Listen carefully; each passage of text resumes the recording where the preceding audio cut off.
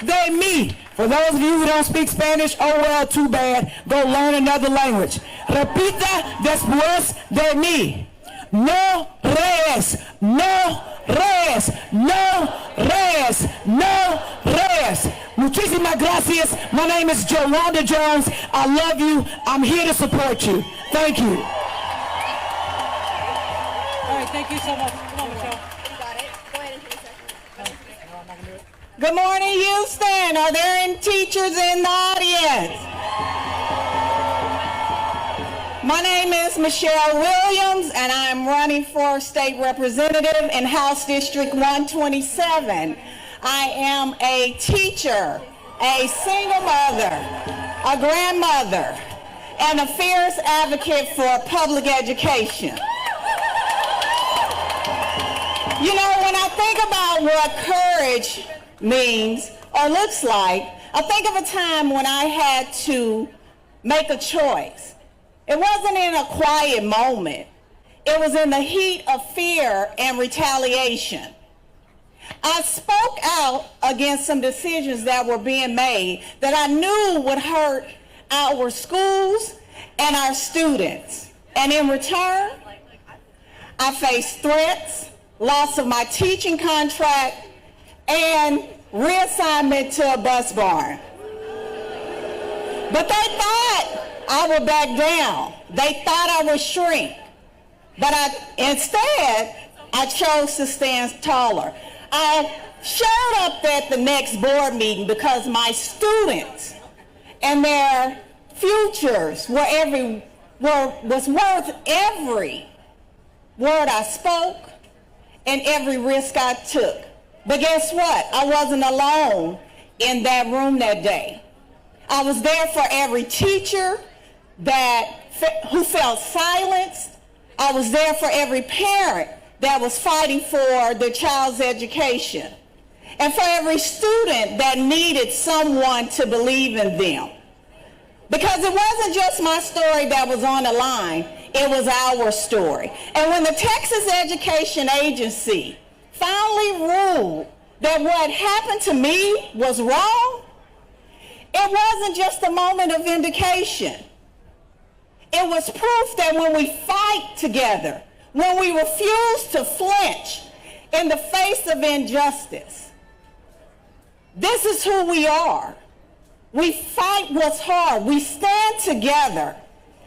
And when those in power fail our kids and our communities, we band together and build something better.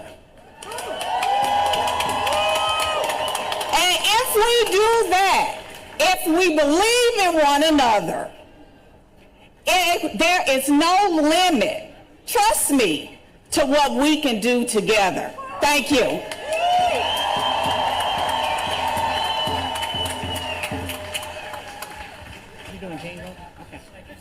All right, everybody. Our next speaker is Gene Wu.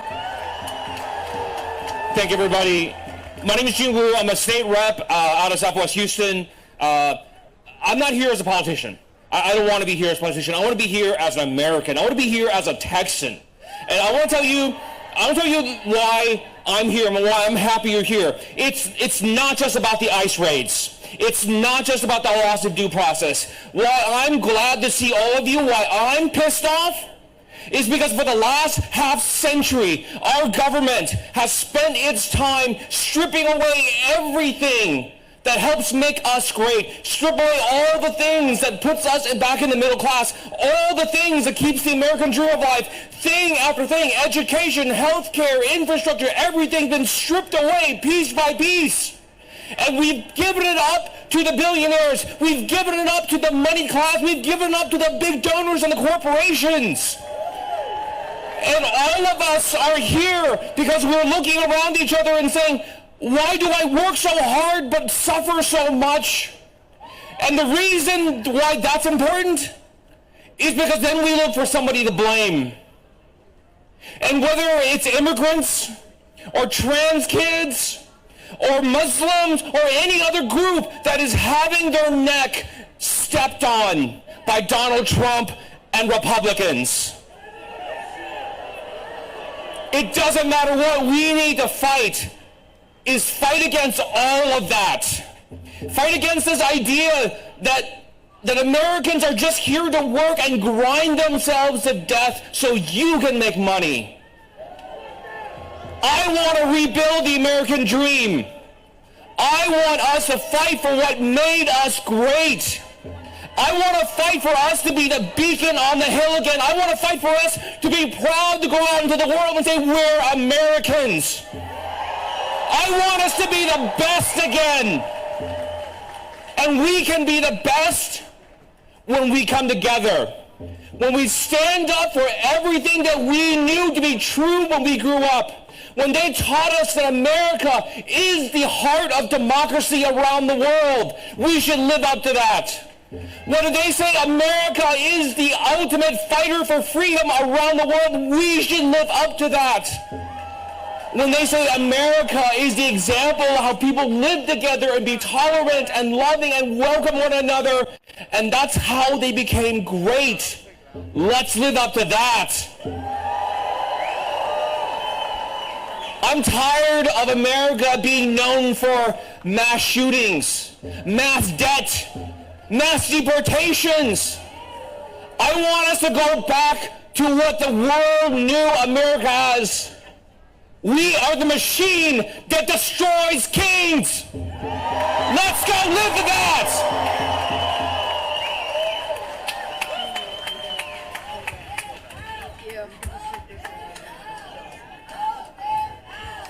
Vote them out! Vote them out! Vote them out!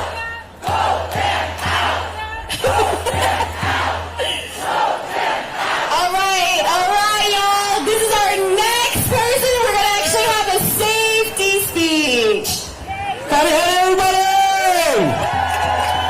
So for those that are new, I am Uncle Eagle. I'm here to keep everybody safe. I hope everybody is trying to keep everybody safe because everybody looks after.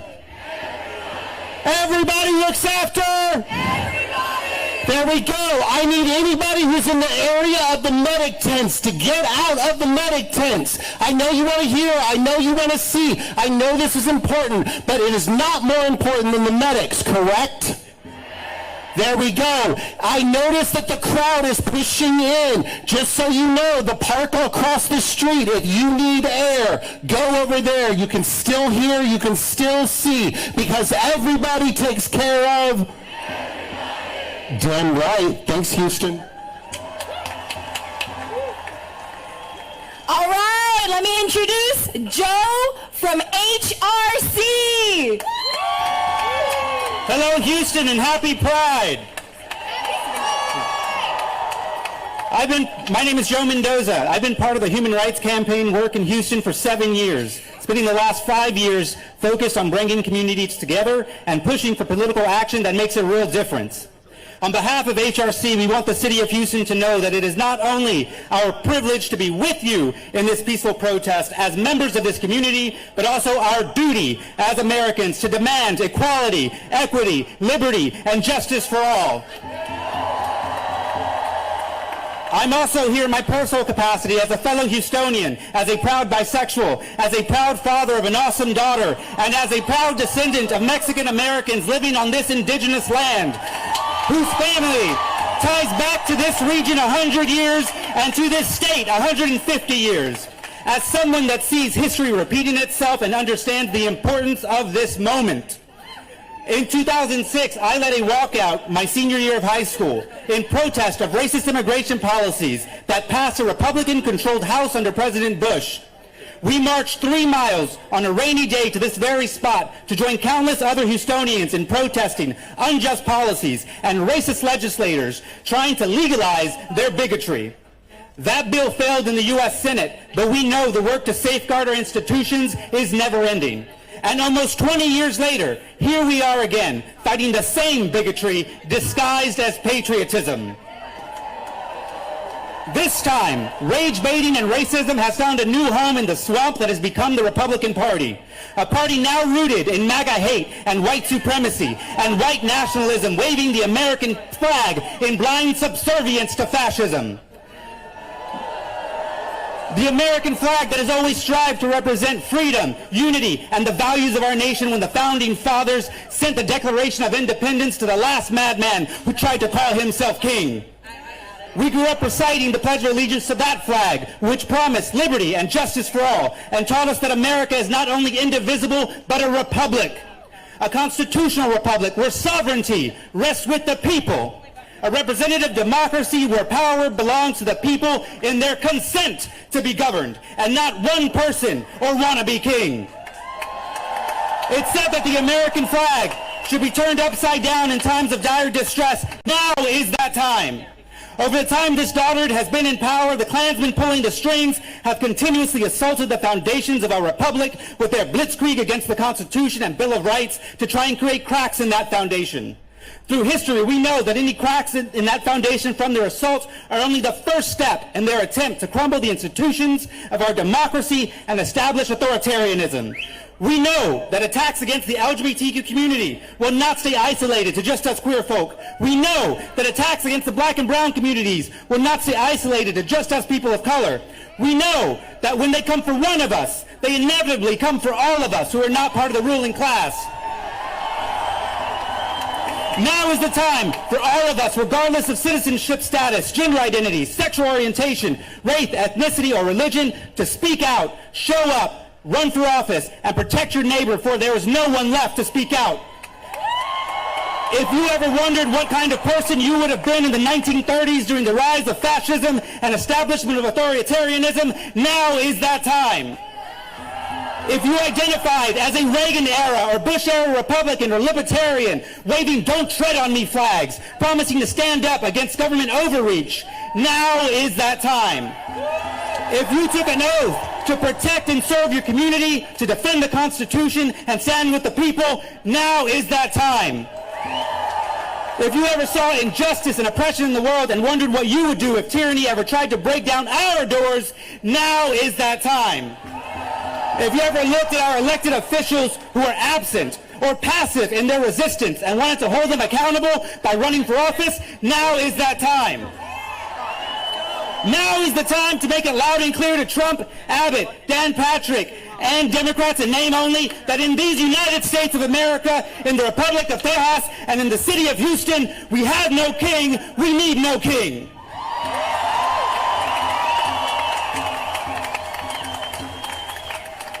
Okay, y'all, let's give it up for Lakeisha Lloyd with Common Defense. Good morning, y'all. We doing it here, Houston. My name is Lakeisha Lloyd. I'm a proud Army veteran. I'm a Harris County resident. I'm a native Texan. And I am one of the national deputy directors of Common Defense, the largest member-led grassroots veterans organization in the country. I enlisted, y'all, at 17, okay? Right out of high school. And I just happened to have graduated from my advanced Army training 23 years ago today on the Army's birthday. I wore that uniform with pride. But let me be clear, I didn't serve a man. I served the Constitution of these United States. And that oath never went away just because I took off the uniform. It didn't expire. And that's what brings us here today. At Common Defense, we say no kings.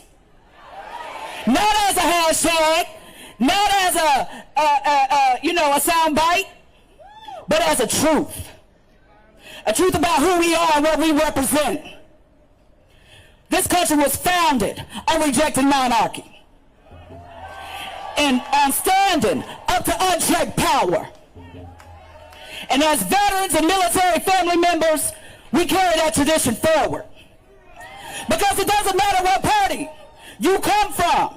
If you try to rule instead of serve, you will be met with resistance.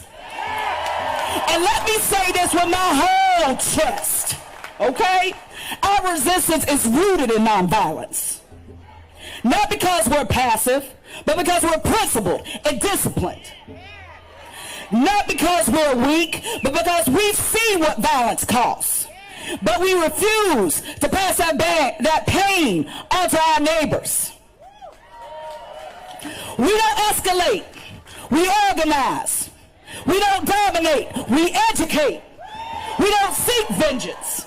We demand accountability. We've seen that. We've seen now this past week what happens when that power goes unchecked. We got Marines and National Guardsmen against peaceful protesters. Troops paraded through the streets like props for a president's birthday party. And meanwhile, our barracks and family housing is contaminated with black mold. Our veterans are waiting to get good care that they served and was guaranteed that would be there for them when they got out. Our families can't even afford groceries. That's not patriotism, that's exploitation. Today isn't about pageantry. It's about power, people power. Because the kind of respect we're fighting for doesn't come from a flyover or a parade. It comes from action, from housing our people, feeding our troops, and honoring service with justice, not vanity. I'm going to get real personal with y'all right quick. I remember when I was a young soldier standing in a checkout line at the commissary. And behind me was a young soldier and his wife. And I see them reach into the wallet and pull out food stamps, seeing if they had enough WIC to be able to get formula for their brand new baby, having to decide whether or not to get how many Pampers to get because they didn't have enough money to do it. I looked at the cashier register. I said, how much are they short? I got it. That image is still burned in my mind to this day. How are we spending millions on tanks in the streets while folks standing guard can't feed their babies at home? So if you take one thing with you from this rally today, let it be this. Veterans and military families have always been on the front lines of justice. From Little Rock to Standing Rock, from Kent State to Kabul, we know the cost of war. We know the cost of silence. And we refuse to be silent or be silenced. So let's make it plain here in the heart of Texas, in Houston. We don't serve kings.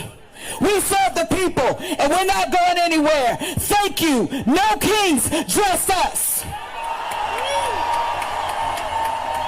All right, let's give it up for Lakeisha. I'm going to bring to the mic someone who has always fought for our democracy here in Houston and in Washington. He's no stranger. I want to introduce to you Congressman Al Green.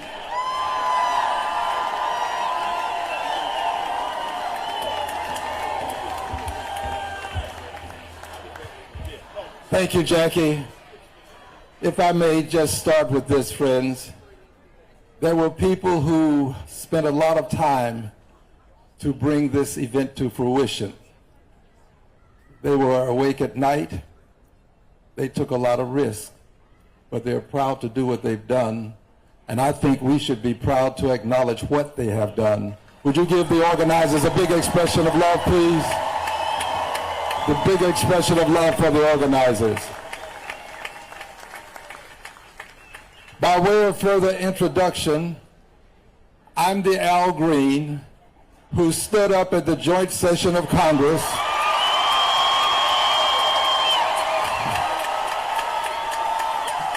I'm the Al Green who told President Trump to his face that he has no mandate to cut Medicaid. Medicaid is health care for the American people. I'm that Al Green. I'm the Al Green who believes that a president who says that judges ought to be impeached because he doesn't like the judgments that they've rendered. I'm the Al Green who believes that that president ought to be impeached. That's the Al Green that I am. I'm the Al Green who believes that when you take a Mr. Abigail Garcia out of this country, deny him his right to due process, lock him up in some prison in some distant place, and don't want to return him. I'm the Al Green who says that you're violating the Constitution and you ought to be impeached. I'm that Al Green. But I want you to know this. We are not a country that will tolerate persons appearing on the street and taking women into custody and pulling a mask down over their faces. In this country, the police wear no mask. Demask the police in the country. This is the United States of America. And I want you to know, I'm going back to Congress with one thing in mind. I want you to know that when the courts can't stop him, and when Congress won't stop him, then there is going to be at least one member of Congress who is going to bring articles of impeachment against him.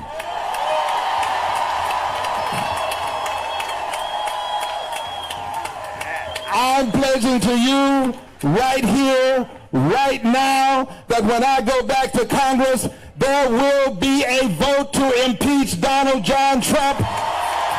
Donald John Trump. There will be a vote to impeach a 34-time convicted felon, a 2-time impeachment president. There will be a vote to impeach him because he is unfit to be president. God bless you. God bless the United States of America. Thank you. God bless you.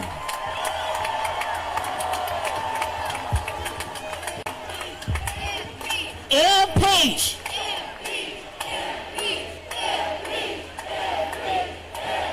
Thank you. And now we're going to bring up the Executive Director of the AFL-CIO, Hanny Khalil. Thank you, Jackie. Good morning, everyone. So my name is Hanny Khalil. I'm Executive Director of the Gulf Coast AFL-CIO. That's the federation of 75 unions and 60,000 union members fighting for working people right here in Houston and across the Gulf Coast. Let me start by thanking our brothers and sisters from the Theater and Stagehands Union Local 51 for handling our AV today. And let me also say this. I've been to a lot of demonstrations. I've been to a lot of marches and rallies here at City Hall. This is by far the biggest rally at City Hall I have ever been to. Give yourselves a hand.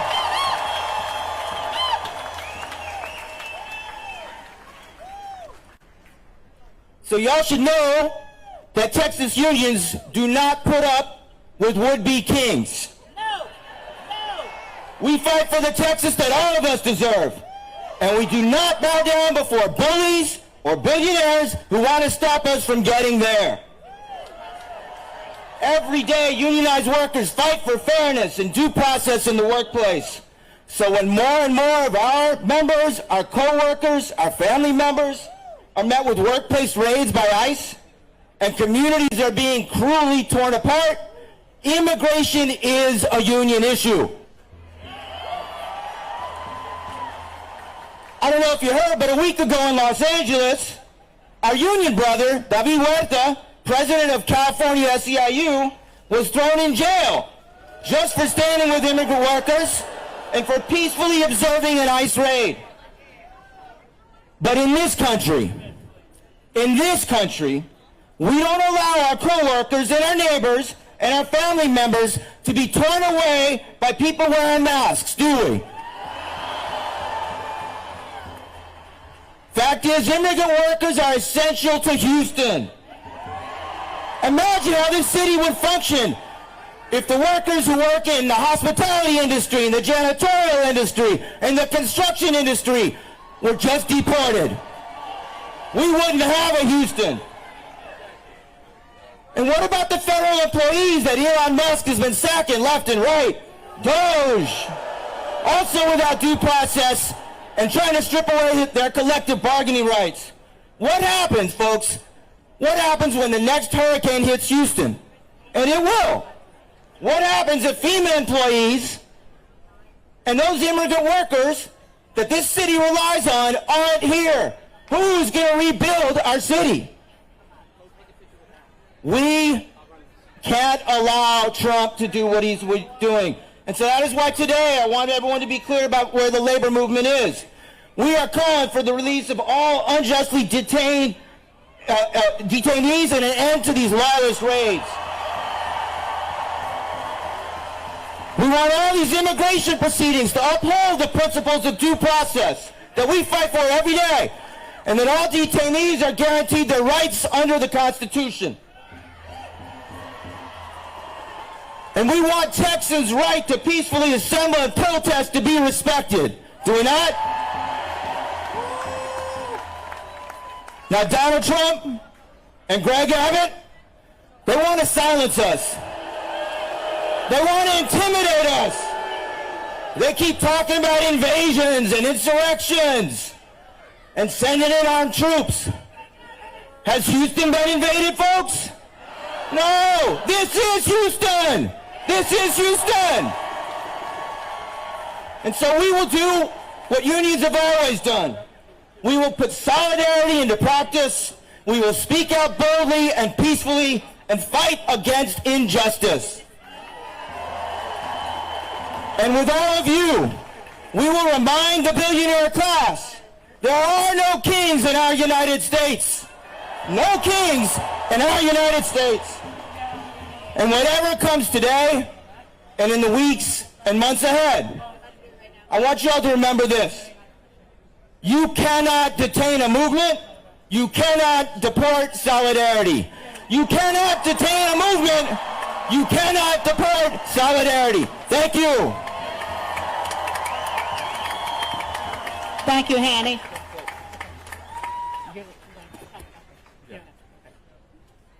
Friends, allow me to have your attention for a moment. This is exceedingly important. I'm asking everybody to crowd around. Hold somebody's hand if you would. Take someone's hand. We have had an event to occur today in the state of Minnesota. 2 lawmakers were murdered. They were murdered.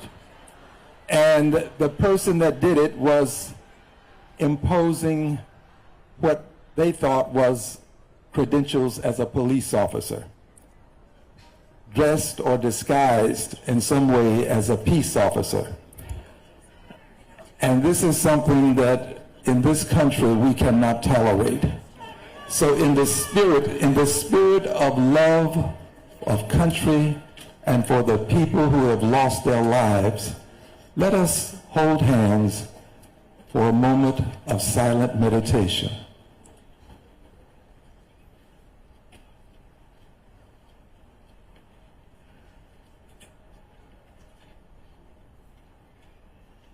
Thank you. And as we move forward, let's remember this.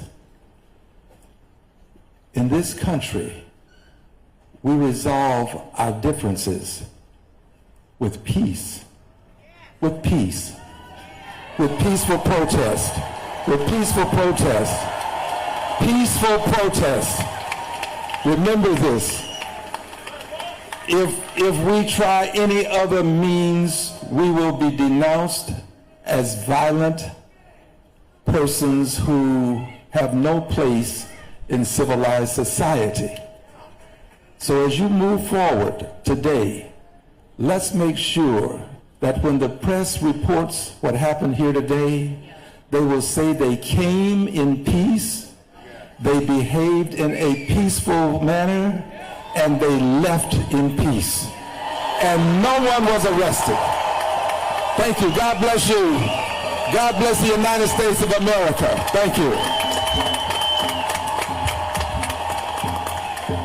Thank you, Congressman.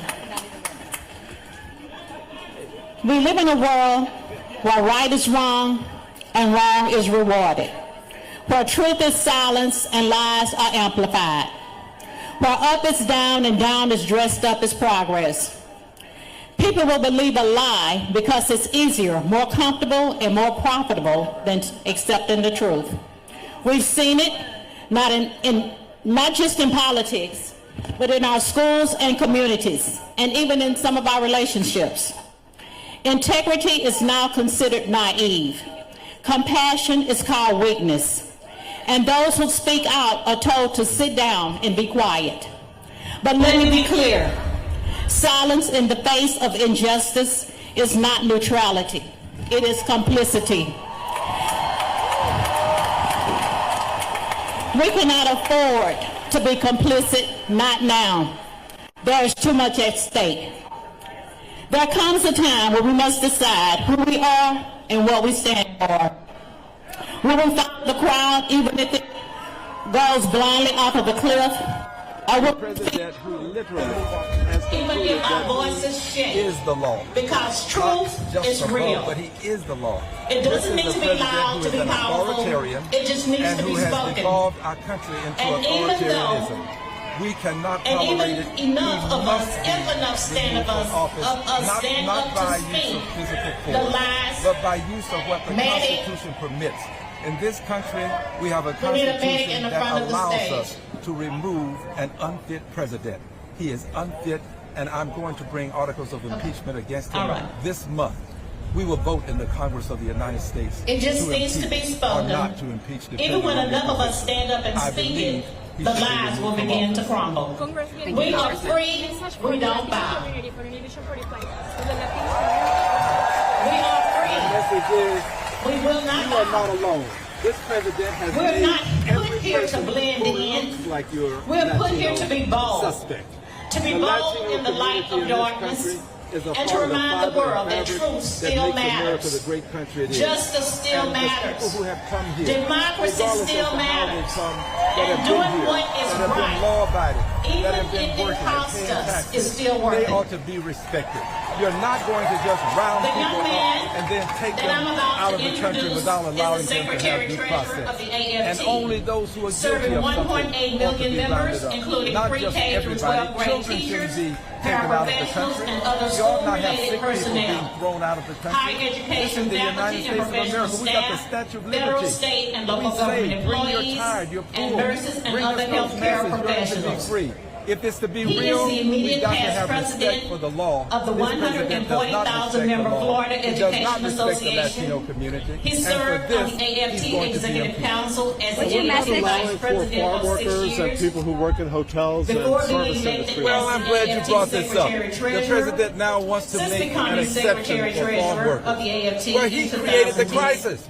He's notorious for creating a crisis and then saying, "Oh, let's solve this crisis," so that he can somehow think that he has done something great for the American people. No, if you create the crisis, you have a duty to solve it. You have a duty to resolve it, and we expect you to resolve it. And when you don't resolve it, then you ought to expect us to do what we're going to do, and that is bring articles of impeachment against you. You are an authoritarian president. You do not deserve to hold the office you hold.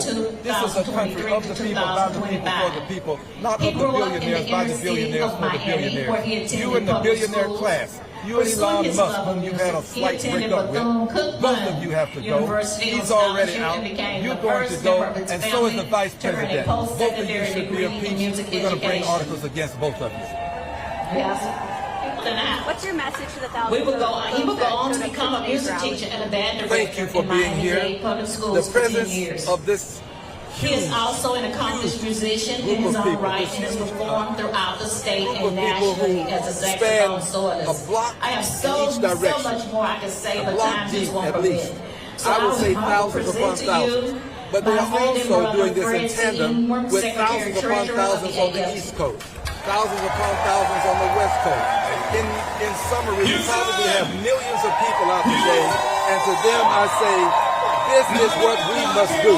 When the courts can't stop the president, when the Republicans won't stop the president, then we, the people, have to stop this ruthless, reckless, authoritarian president. If the courts can't do it and the Republicans won't do it, we, the people, will. God bless you. When our rights are under attack, what do we do? Houston, are you in the house?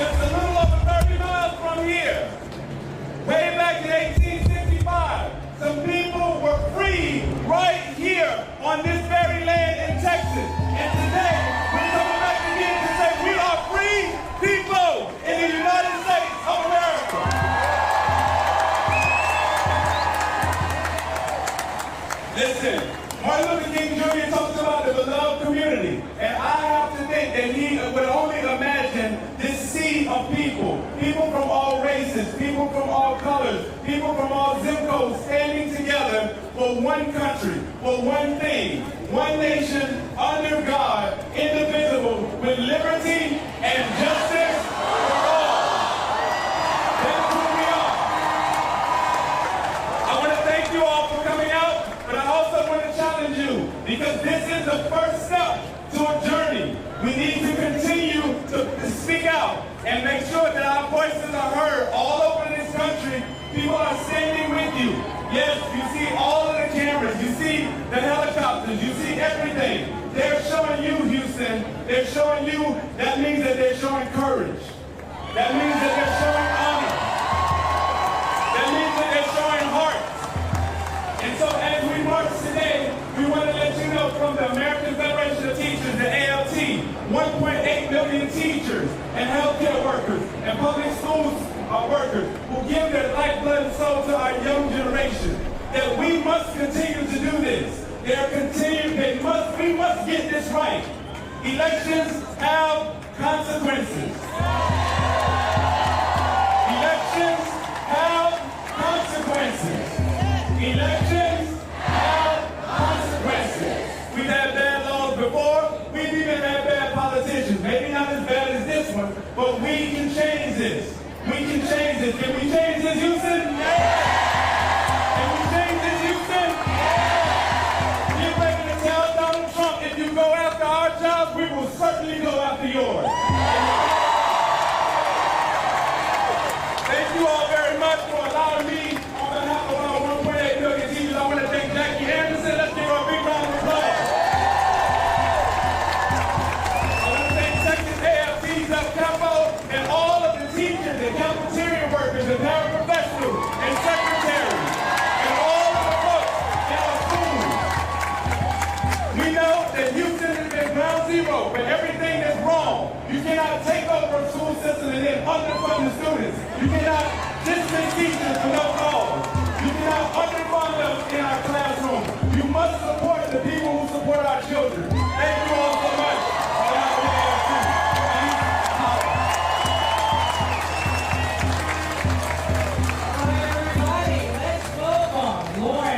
Simmons from the 146th District of Texas. Hey y'all, what's up? I'm Lauren Ashley Simmons. I am the state representative for House District 146, but before that, and still am, I'm a union organizer, and I always will. So real quick before I get started, because I love a chant, when I say people, you say power. People!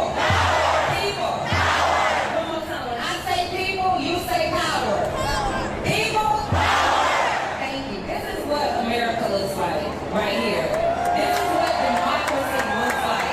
And let me tell you, I'm a member of the greatest sorority ever, Delta Sigma Theta Sorority Incorporated, and my soror, Barbara Jordan, the late great Barbara Jordan. She said a lot of profound things, but one thing that she did say is, my faith in the Constitution is whole. And even though it wasn't written with her in mind, it wasn't written with me in mind, it wasn't written with you in mind, it's worth protecting. This is our city, this is our state, and this is our country. And it is worth fighting for. When they come for one, they come for all. When they come for the black community, when they come for the brown community, when they come for the LGBT community, when they come for our history, when they try to erase us, that's not a show of power, it's a show of fear. So what are we going to do? What are we going to do? We're going to stand up and do what?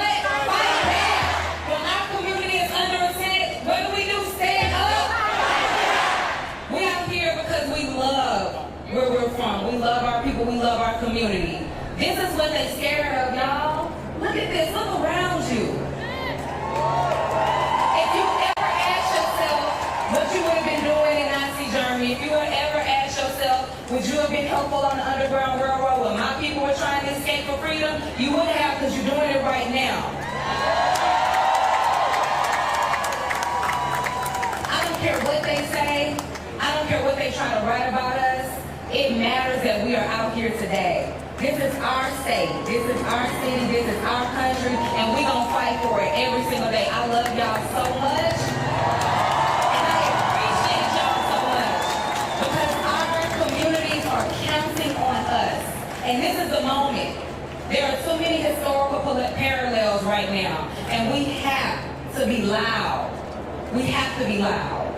The governor sent the National Guard out here because they were afraid of our voices. Actually, make you feel pretty damn good. I feel good right now. I've never felt more empowered, and there have been many times I've been heartbroken and disappointed in the state. I just came off a brutal, me and my colleagues just came off a brutal 140-day legislative session. But you know what got us through? Representative Morales, what got us through? It was y'all. It was the people. It was y'all's power. Because y'all took us up there to do a job, but we gonna do it. One more time before I leave here. When I say people, you say power. People! Power! People! Power! All right, I love y'all. Thank you so much. Okay. Thank you so much. We're doing well. It's getting hot, and we still have to do the march. I'm going to bring up someone who's always in the fight with us. Whenever I called, he was there. He might be running late, but he shows up. He's the president of the Houston branch of the NAACP, Bishop James Dixon. Let's give it up for Jackie Anderson one more time. Let's give it up for all our labor leaders one more time. For all of our bold, brave elected officials, let's give it up for all of them one more time. And let's give it up for all of our community and faith leaders out here. Let's give it up one more time. Again, my name is Bishop James Dixon. I'm humbled to serve as the president of the Houston NAACP. I'm humbled to be a pastor in this community. More than that, I'm humbled to be your brother. Because I believe in a principle. I call it one family, one future. And I believe that at this time in America, the voices that we are raising today need to be heard. The demonstration that we are modeling today needs to be seen. That we understand at the end of the day, we're one human family.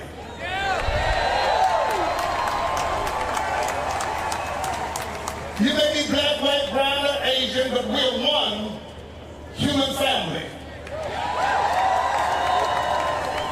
And I know a lot has been said today, and I want not to repeat those things, but I do want us to leave this place today in this march and going forward, spreading this message that we're one human family no matter where you're from, no matter what language you speak,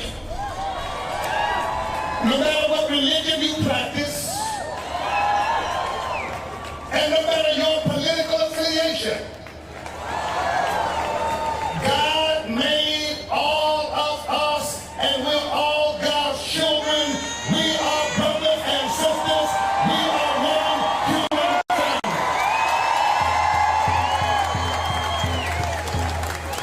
Unfortunately, there are those who are misguided, who are trying to deceive us with misinformation, to pit people against people, fueling man's inhumanity to man.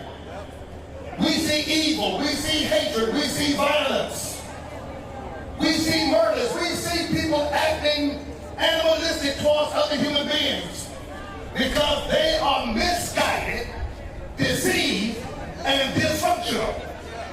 But we're not going to allow those lies to divide us, to separate us, or to silence us, because together we stand and divided we fall.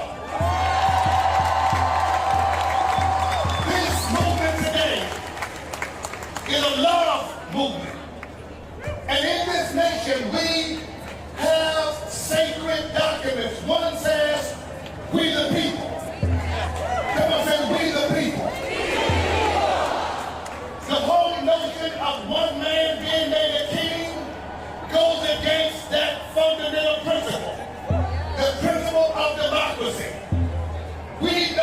the Constitution tells us, our Declaration tells us, that we are all made of one God with certain inalienable rights, and we refuse to surrender. We refuse to bow down. We refuse. We reject any notion of any man who thinks he can be king over us. Let me close with this. As we march today, let's chant our faith, let's chant our citizens, and let's chant that we are a righteous force for justice. And this is what America looks like. This is what justice looks like. Word is this: we're loving our neighbors as ourselves. Blacks are neighbors, whites are neighbors, Hispanics are neighbors, Asians are neighbors, gays are neighbors, straights are neighbors, LGBTIA are neighbors. We are neighbors, and we fight, and we stand, and when we fight, we win.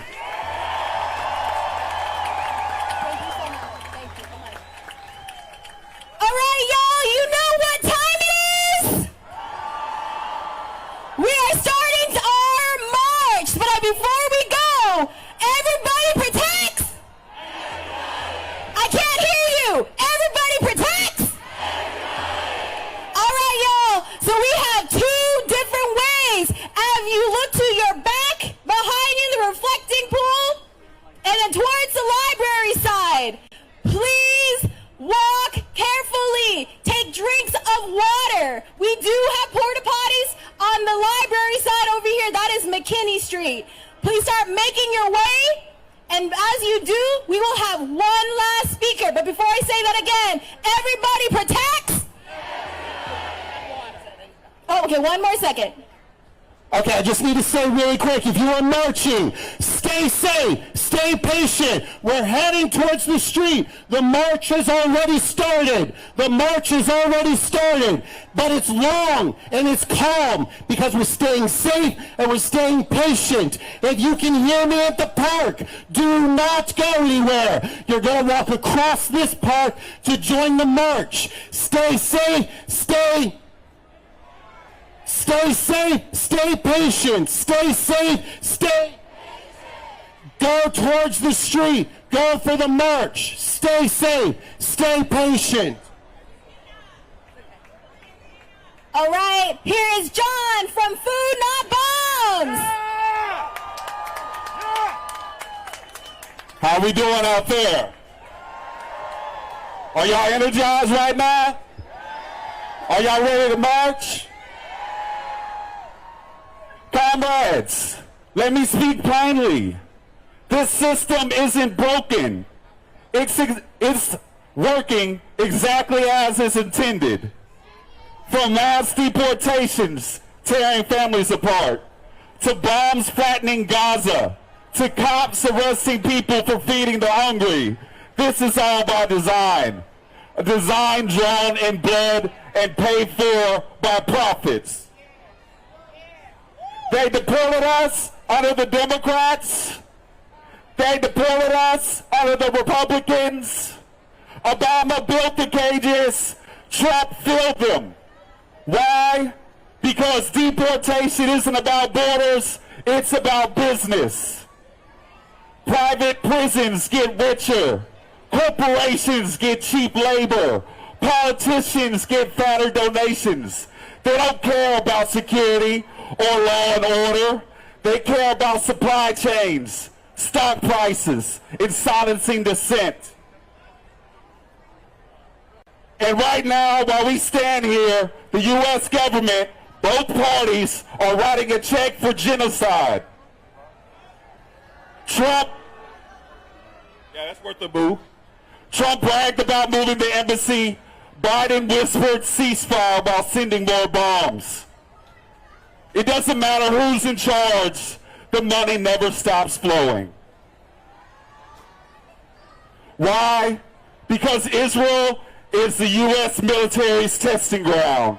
Every bomb dropped on Gaza is an advertisement for Raytheon. Every child killed is another warning to the global South. Resist, and this will be you. And here at home, they make it illegal to share food, illegal to house the homeless. It's a system built on cruelty. Why? Because under capitalism, misery is the product. If we feed each other, if we house each other, if we organize, we prove that we don't need them. And that terrifies them more than any protest ever could. Democrats cry about justice while increasing police budgets. Republicans scream freedom while banning protests. Don't be fooled. They answer to the same corporate overlords. Wall Street owns them.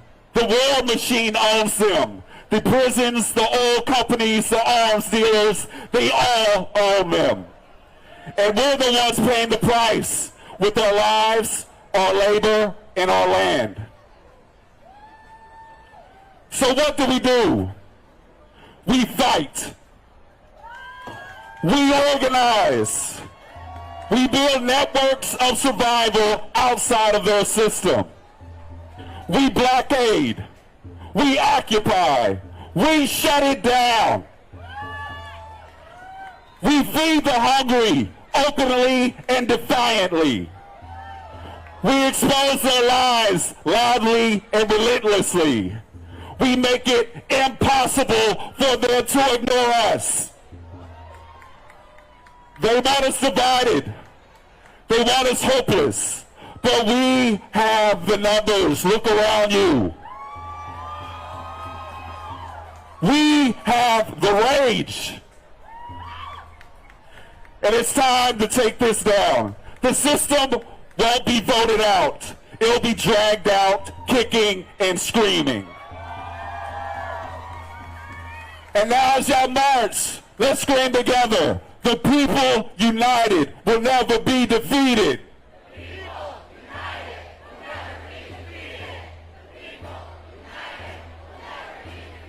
Thank you.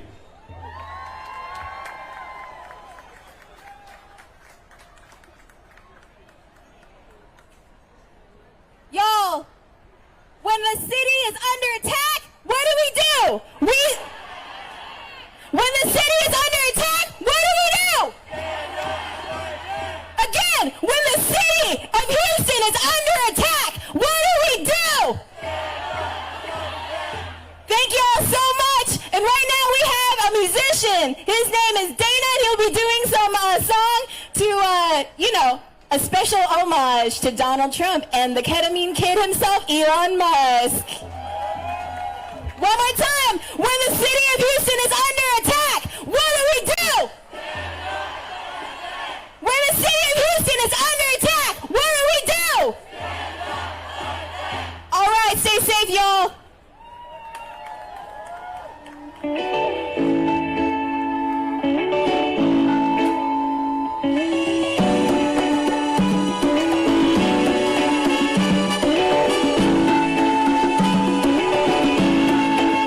I woke up feeling great. The birds are in the trees. They're singing me a melody.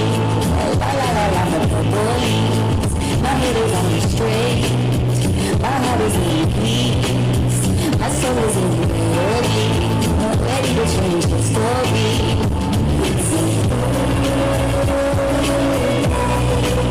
To fight the system. To fight the system.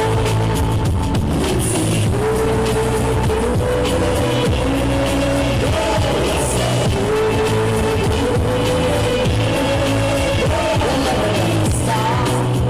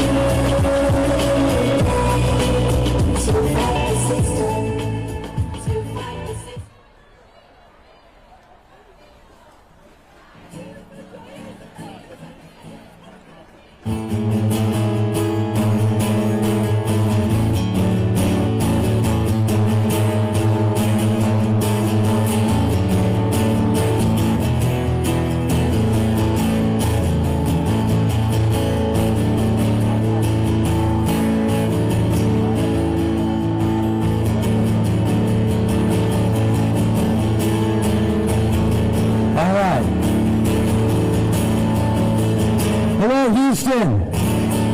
Hey, my friends, I used to live in this city. I come all the way from Nashville, Tennessee to join you today. I'm proud to be here. Exercise. My first time in my life. I got a little song here called Bend My Knee, and the chorus is, I won't bend my knee, I won't bend my knee, I won't bend my knee to the king. Maybe you could join me if you're feeling in good voice today. We'll sing that chorus a few times here. You want to try it out? I won't bend my knee, I won't bend my knee, I won't bend my knee to the king. We'll be king it is.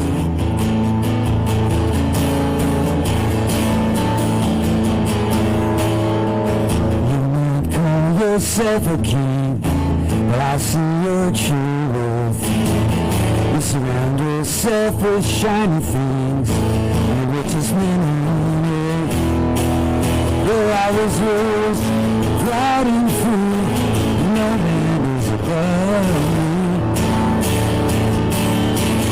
I won't bend my knee,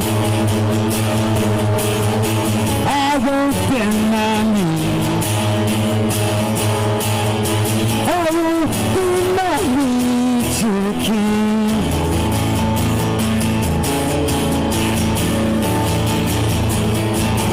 Well, I bend my knee to humanity, I bend my knee for love.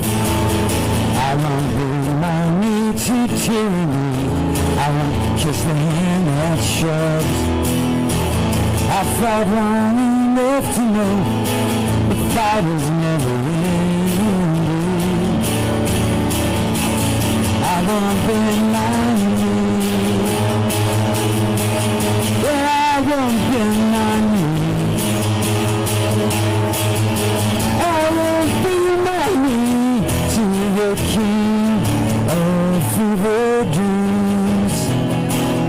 The king himself can see, he would have me on my knees, full of fear and flattery. Well, I'm never gonna sing your praises.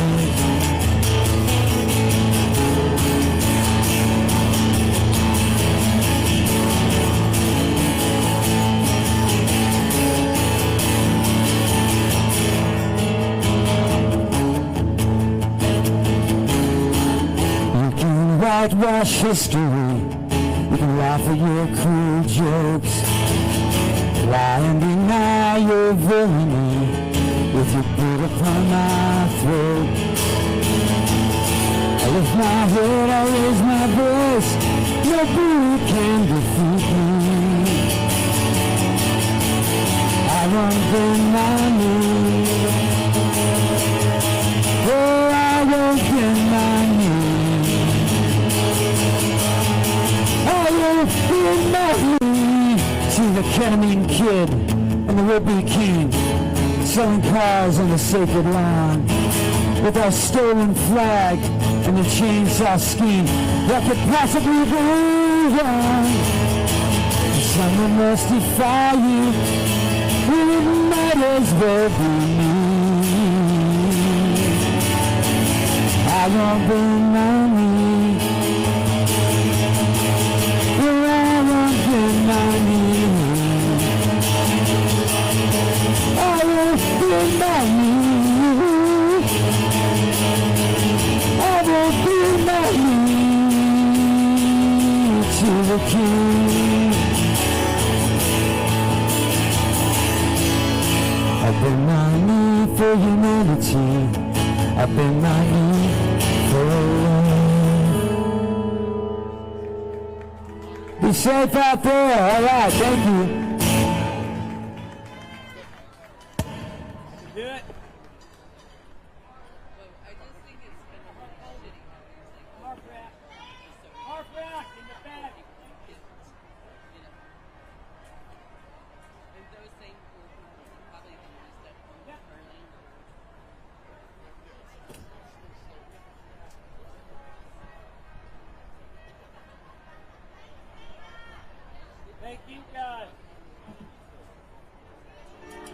Hey, thank you. Hey, you guys. All right, I'm going to sing another song. If you can hear me out there as you're marching, you might sing along with this one.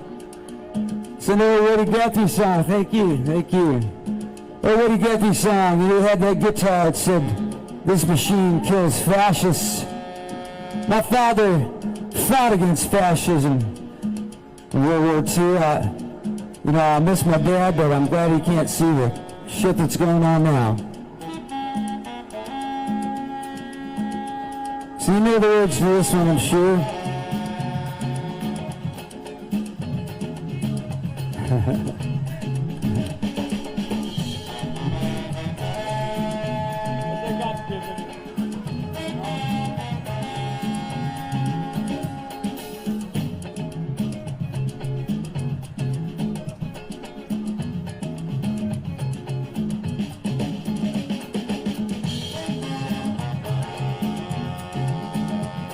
All right, so, like I said, you know the words to this one. This is the second national anthem, and a good one because it includes everybody.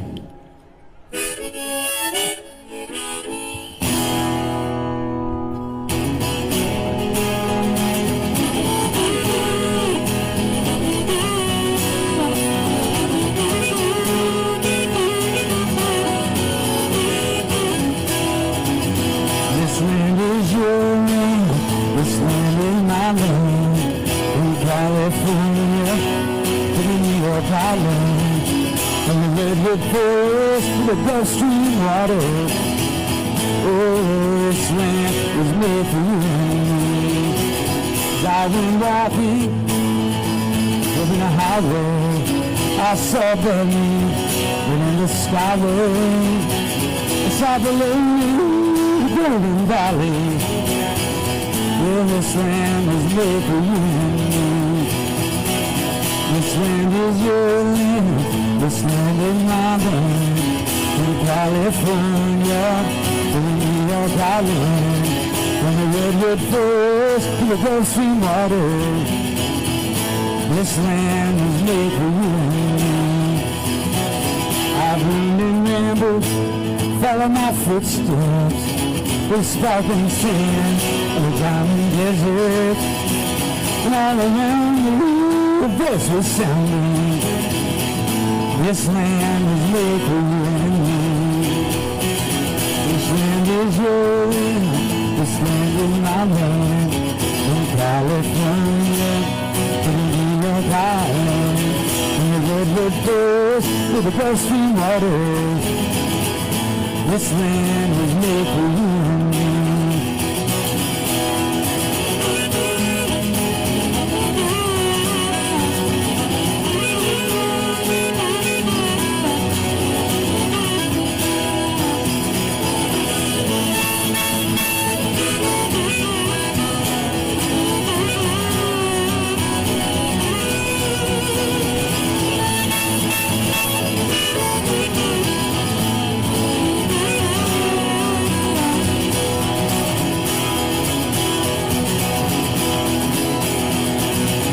While we were walking, I saw a sign there. On that sign it said, "No trespassing." But on the other side, you feel the same nothing. That side was made for you and me. This land is your land, this land is my land. From California to the New York Island, from the redwood forest to the Gulf Stream waters. This land was made for you and me. Nobody living can ever stop me as I go walking that freedom highway. Nobody living can ever make me turn back. This land was made for you and me. This land is your land, this land is my land. From California to the New York Island, from the redwood forest to the Gulf Stream water. This land is made for you and me. This land is your land, this land is my land. California to the New York Island, from the redwood forest to the Gulf Stream water. This land was made for you and me. This land wasn't made for any king. This land was made for you and me. Whoa, woo, woo, woo.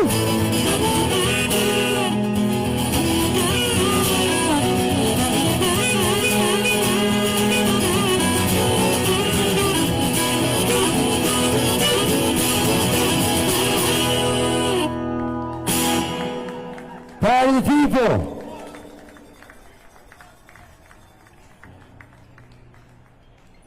Hey, Michael, how you been, man? Yes, good, man. Good. Yeah, my name's Dana Cooper. Standing with y'all. Thank you for being here. Y'all are amazing. Be safe today. Be good to each other. We'll see you. Thank you. Thank you.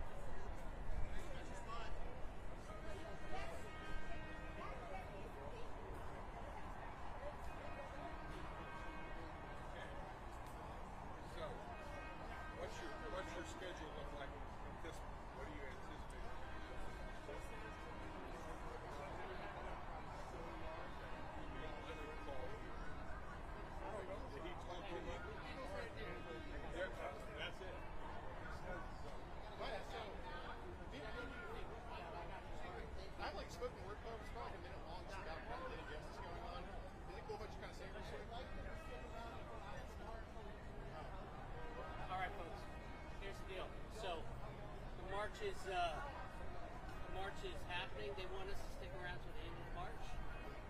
So we're 7 o'clock. We don't know how long the march will last.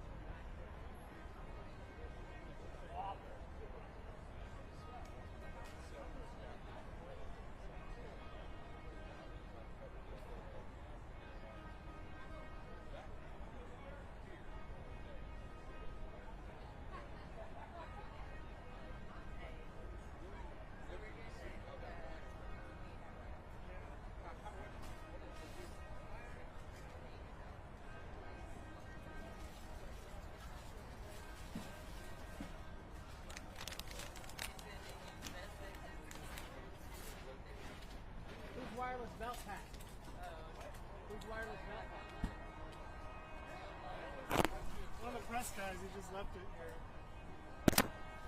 Okay.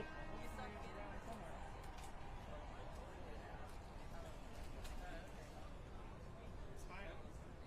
So I didn't get to see Glenn and Brandon. Our friends up here.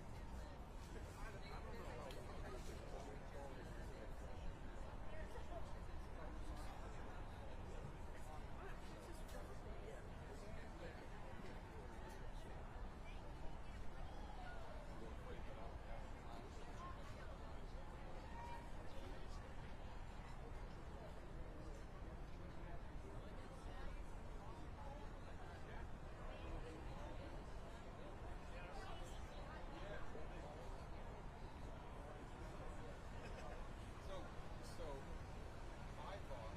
Good. I know. They like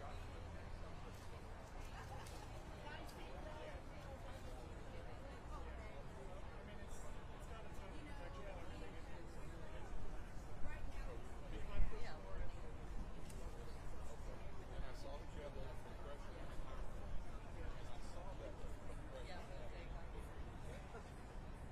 Yes, that's in the That's in the picture.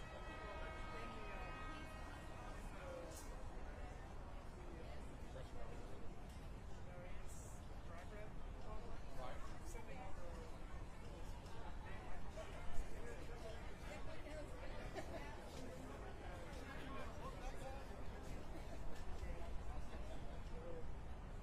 Okay, so you've got to sit.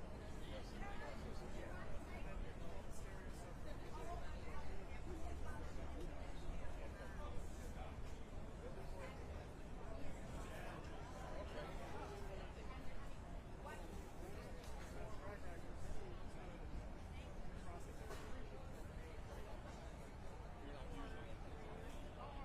Built-in process. But I saw that you had.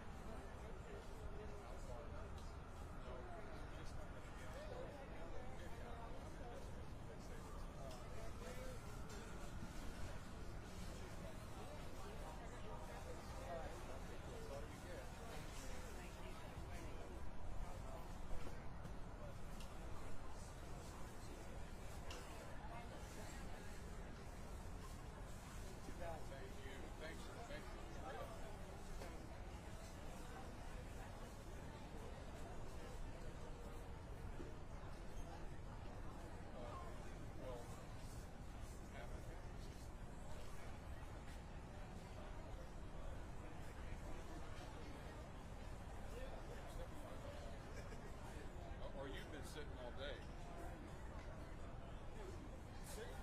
I think I might.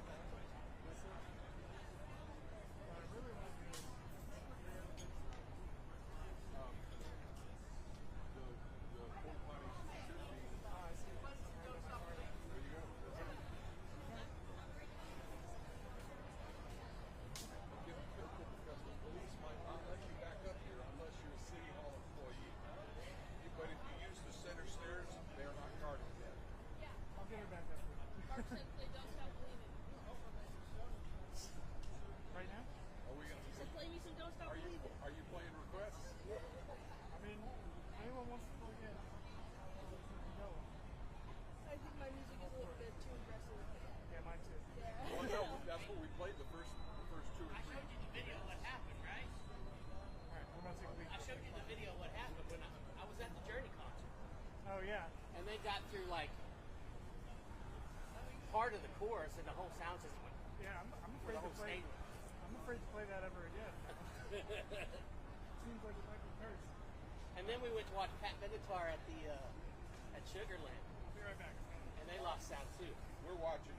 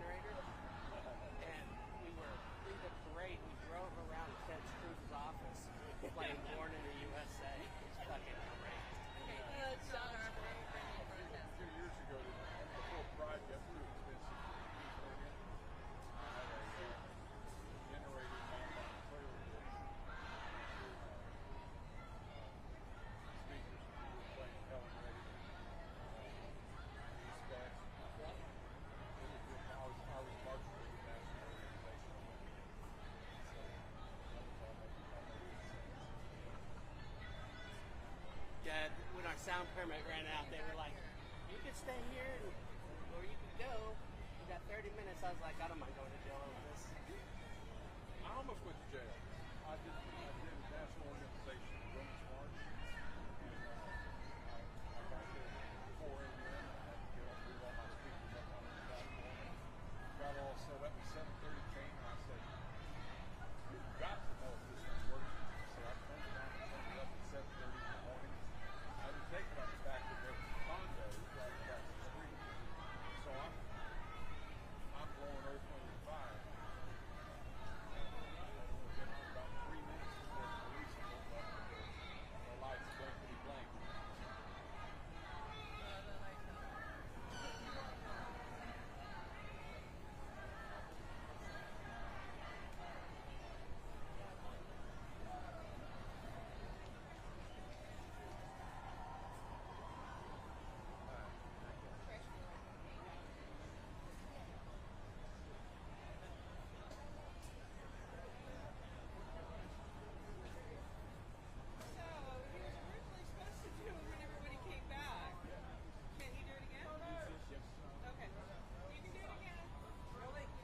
Yeah, so we might need to wait for the sound guy to come back.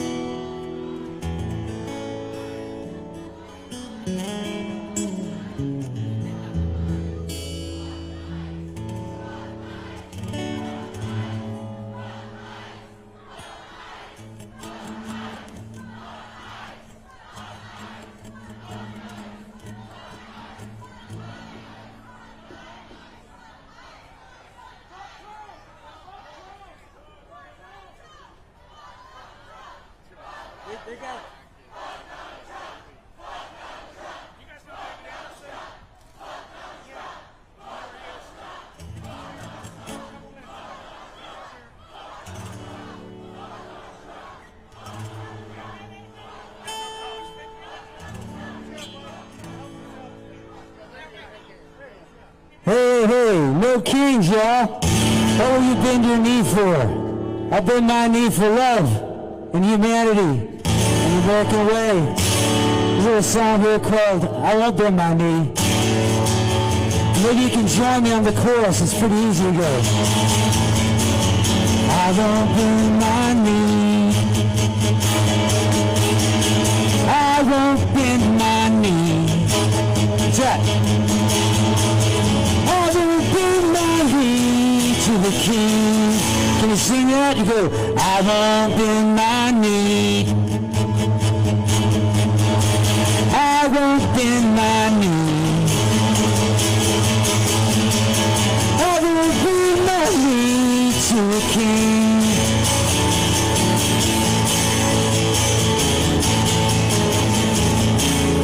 Oh, you might call yourself a king, but I see your true worth. You surround yourself with shiny things and the richest men on earth. Well, I was raised proud and free. No man is above me. I won't bend my knee. I won't bend my knee. I won't bend my knee to the king. Well, I bend my knee for humanity. Yeah, I bend my knee for love. I won't bend my knee to tyranny. I won't kiss the hand that shoves. I fought long enough to know the fight is never ending. I won't bend my knee. No, I won't bend my knee. I won't bend my knee to the king of fevered dreams, the king of self-conceit.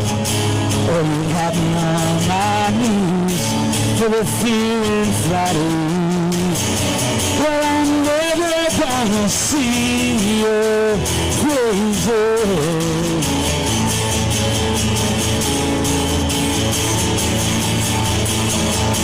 Well, you can whitewash history. You can laugh at your cruel jokes, lie and deny your villainy with your boot upon my throat. Well, I lift my head, I raise my voice. No bully can defeat me. I won't bend my knee. I won't bend my knee.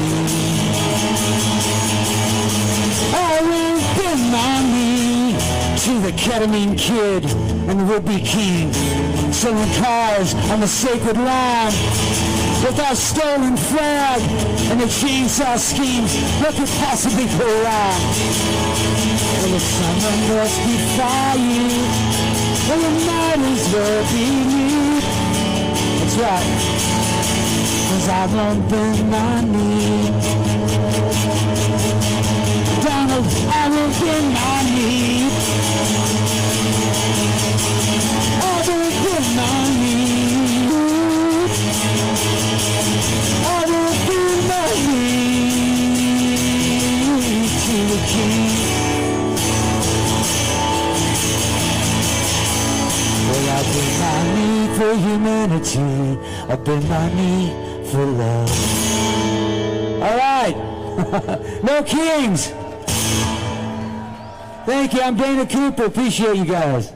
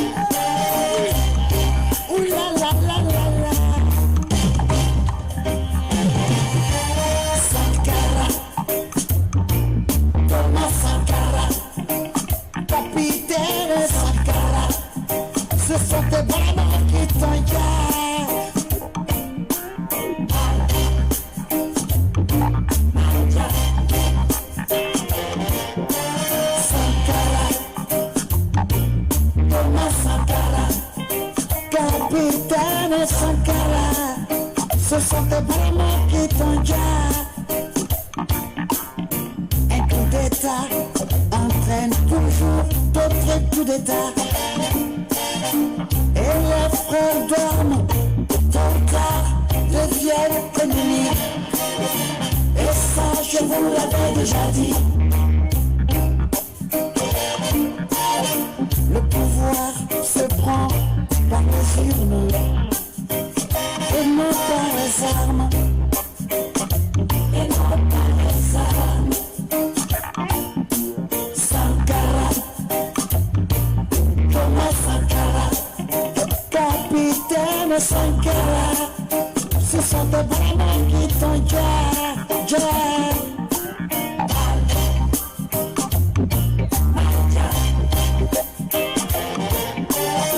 Une trahison entraîne toujours une autre trahison.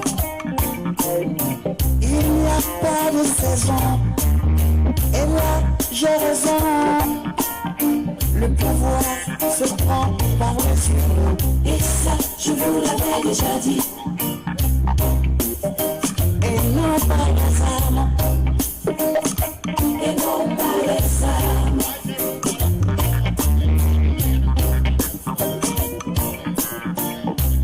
Ça, c'est la bonne famille. Mais pas dans le sang.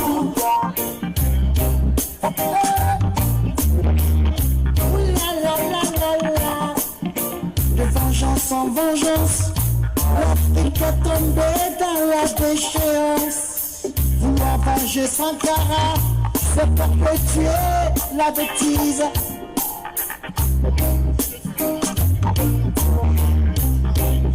La bêtise politique, antidémocratique.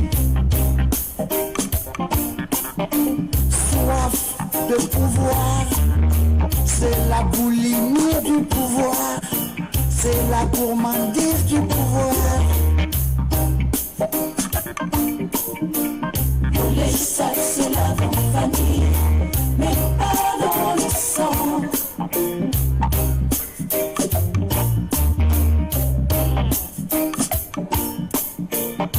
Les ça, c'est la bonne famille, mais pas dans le sang.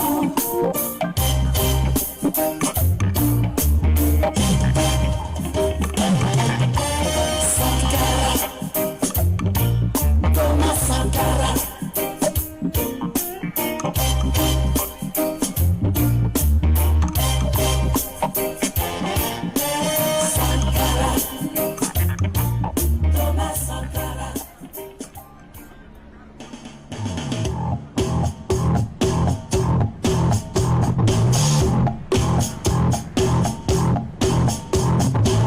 Got a new kind of square dance rap. Don't talk smack, flash my gat.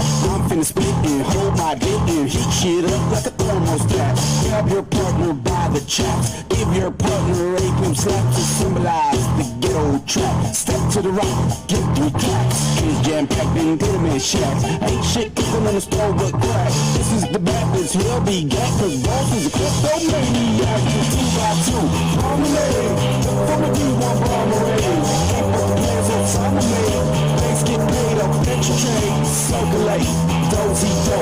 How much cash could an OZ go to a low bit? And all their bills, my skin is black, my star is red.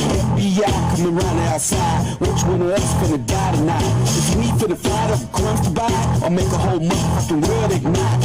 Everybody, throw them bows right up beside your partner's nose. By now you got bloody clothes, crabs in the barrel, so the story goes. Think of all their savage acts. Grab and scratch from average cats. Bureaucrats with strings attached. Walk in place like the match. 2x2, promenade. From a B1 promenade. Ain't but the plans on summer made. Things get paid up, extra trade. Circulate, dozy-do. How much cash could an OZ go to a low bid? And all their bills, my skin is black, my star is red.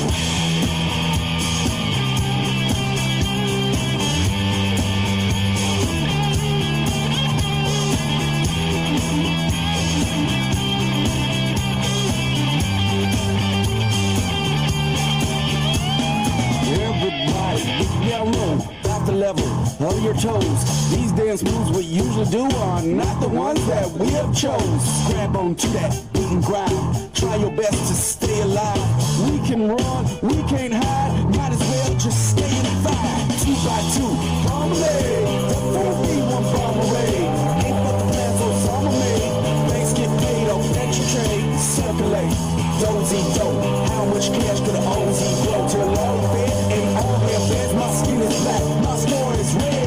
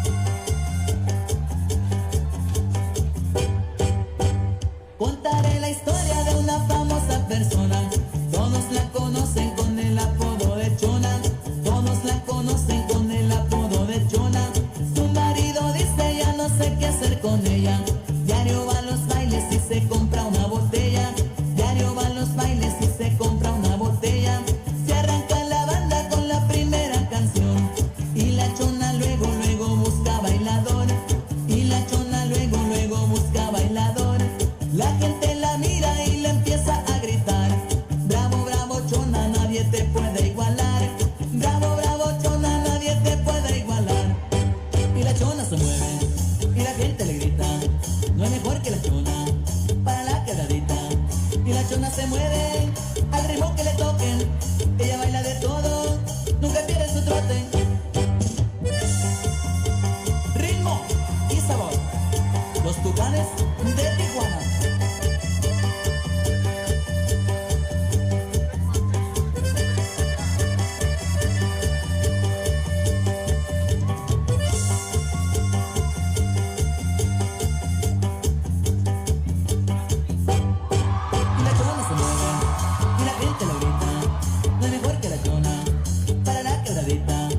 Y la chona se mueve, al ritmo que le toquen, ella baila de todo, nunca pierde su trote.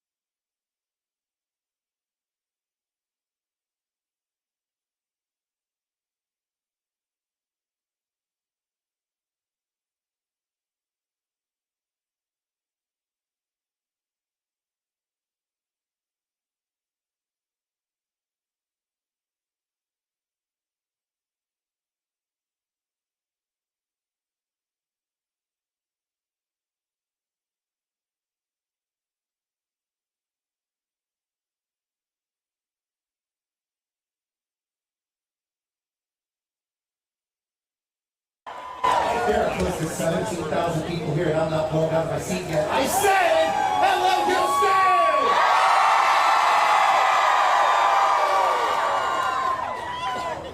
No. This can't be true. This can't possibly be true. The number I just got back, because I did that march with you. I just want you guys to know. Woo! So the number I just got back was 26,000.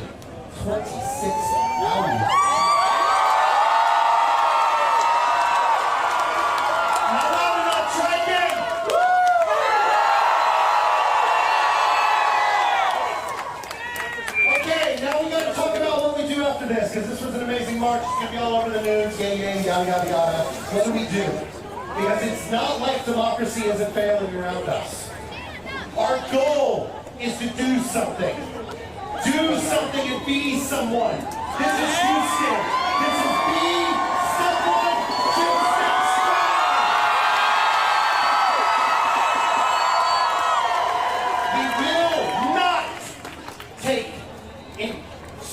We will not allow ICE to come into our schools. We will not allow ICE to take our children, our friends, our families, our neighborhoods, our community. So what do? We organize. I want you to know that over here on the 1963 he marched. We're still marching.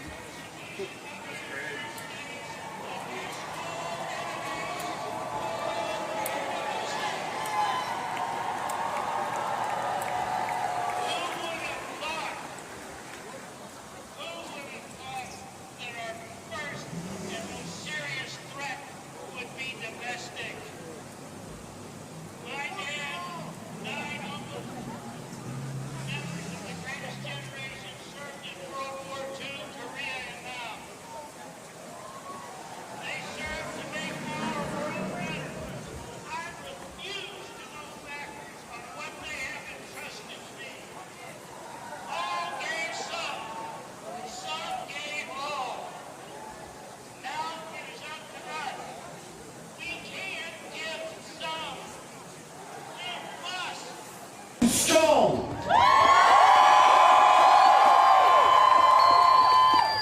I really appreciate everybody coming out. We are going to close it up. You know what your job is. Your job is to post. Your job is to stop buying things you don't need. Your job is to be a smart consumer. Your job is to say no to the oligarchy. We didn't need Walmart's money. We put this together. This was us. Now come together. Be a community. Hurricane season is here. It's here. Be ready. Buy beef, buy rice, buy beans, buy pots, buy pans, buy utensils. Store them away. We need to feed our community. Our economy is not doing well. People will be out of work. People will be out of homes. Make sure you have guest beds ready. Make sure you have laundry clean. We will need help to house people, to feed people, to give them clean water. All the while we're doing this, we're saying no to the oligarchy. We're saying no to Donald Trump. We're saying no to Elon Musk. And we're saying we're taking back our society. The most important thing we all have to remember, it's something I say in every single freaking speech, no matter what. If you've ever done a protest with me, you know this. Everyone takes care of everyone. Let me hear that loud. Everyone takes care of everyone. Everyone takes care of everyone. That's the things that build community, and that's really what we need. We don't need to focus on politics. We don't need to focus on bull crap. We need to build our community. We need to be strong for our community, and that takes trust, honesty, time, community. Hey, anybody who knows me, that is organized with me, will not tell you what I've said is wrong. Trust, honesty, time, community. Because we're Houston strong, everybody. This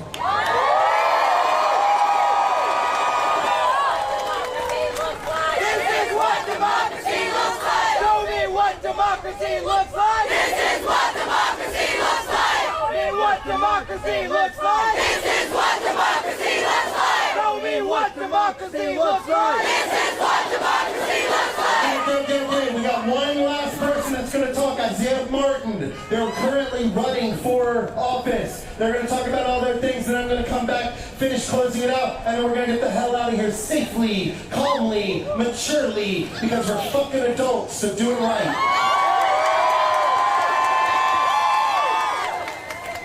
What's going on, Houston? What's up, Houston? My name is Isaiah Martin, and I am indeed running for the United States Congress, and it's time to stand up to Donald Trump and everyone. They think that we won't stand up to him. They think that we won't walk up to Congress and get in line. They think that the thousands of people in this city are just going to lay down as Trump tries to destroy everything that we've got. Are we going to take that, Houston? No! We will not be intimidated. We will not be told that we can't be in the streets, because whether they like it or not, we have a right to be in these streets.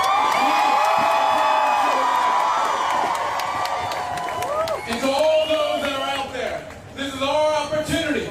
Because if Donald Trump and every Republican wants to be a king, then they can go off to England, because we have no kings in the United States. Democracy is our right. We won't give up the fight. Ready? Democracy is our right. We won't give up the fight. Democracy is our right. We won't give up the fight. Democracy is our right. We won't give up the fight. People, look around you. These are your neighbors. These are your neighbors. Love them. That's what we're supposed to do. We're not supposed to hate. We're supposed to love. Let's do that. All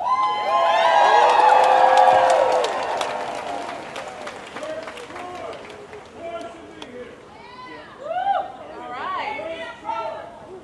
Okay.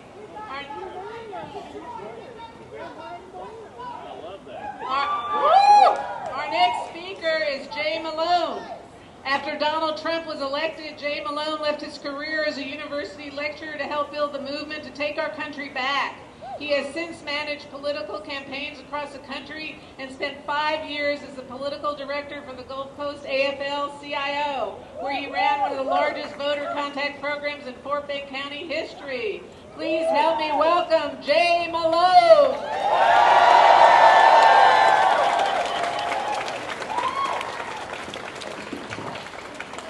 All right, if you can hear my voice, clap once.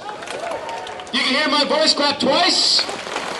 All right, one more time. If you can hear my voice, clap once. If you can hear my voice, clap twice. All right, I'm very excited to be here with y'all today. And I think that where we are right now, we need to talk about some history. So, my grandmother was born in Mingo County, West Virginia in 1918. She grew up right down the street from a little town called Mattawan. Has anybody ever heard of Mattawan, West Virginia? Okay, you're going to hear about it now. So Mattawan, West Virginia was a company town. Company town means miners got paid in scrip, they shopped at company stores, they lived in company housing. So when the miners got sick of that and they started to organize, the company started sending their goons into town to evict them, to throw them out of their houses, to take away their rights. Now, Mattawan was different than a lot of other towns, because across West Virginia, across Kentucky, across so many towns in America at that time, people were getting turned out. But Mattawan was different because they had a mayor named Cable Testerman. Cable Testerman, when the company goons came to town, he said that he was not going to let them in. He stood in the streets, and when they came, he stood in front of the families, and he made sure that they were safe. That's the kind of leadership that we need across this country. The kind of leadership that is willing to say, when you come for us, we're going to stand firm and we're not going to let you through.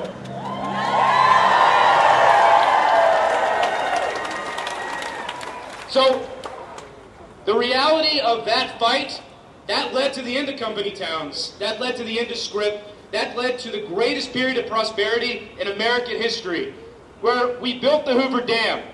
We dredged the ship channel. We built incredible wealth, and we shared it. Working people built that.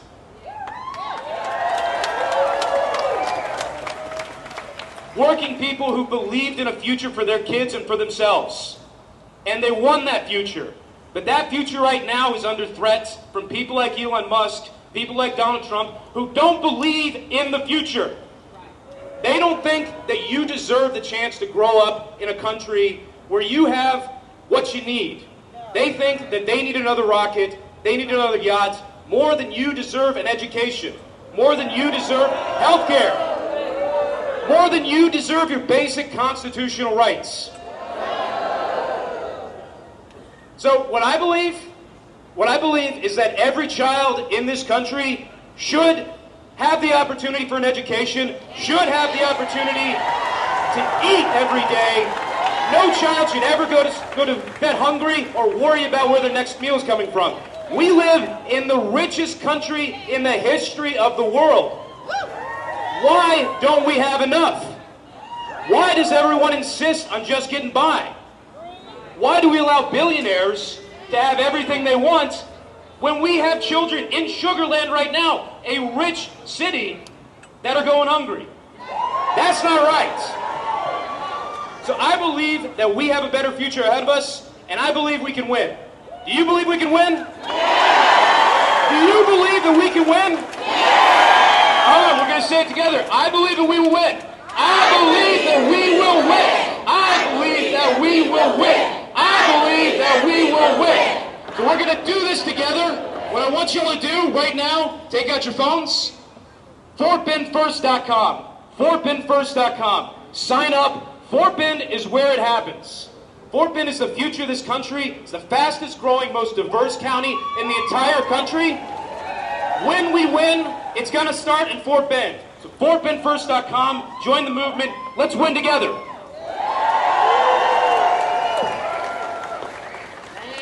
Thank you, Jay. All right. Now, y'all be sure to hydrate, okay? And remember, this is a peaceful protest. And we are doing great. All right. Our next performer is Mark Tiller. Mark is a political scientist, writer, and blogger, but he's also a drummer and singer for the Houston rock band Cover Story. He's not drumming, but he's sharing something really cool with us. Please help me welcome Mark Tiller.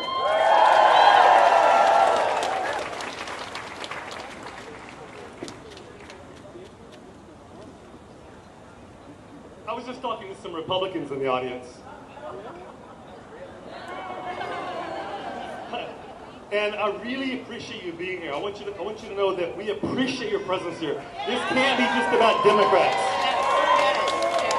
And I also really appreciate your attempts to recapture your party, to liberate it from this MAGA conspiracy thinking cult of personality that's oppressed and held hostage by a wannabe king sitting on his throne of golden meme coins. So we really appreciate you being here. Well, you can see my left wing is wounded now. It's weakened. It's weakened. It's hurt. But my right wing has all the power now. But I really believe that it's important for a body to have both wings. Both arms. I don't want a left wing only any more than I want a right wing only. I want competition. I want choice. I want pluralism. I want a marketplace of ideas. That, time and time again, has been our best defense against mistakes. It's the most essential part of the American Constitution. It's why we rejected an absolute king with all total power. It's why we said we're going to have divided powers into 3 separate branches with checks and balances and limits on their authority. But my friends, that doesn't happen automatically. It takes you and leaders making that happen. It's not a self-executing file. You have to make it work. You can't have leaders like our Speaker of the House who basically cedes all the power to the king. That doesn't work.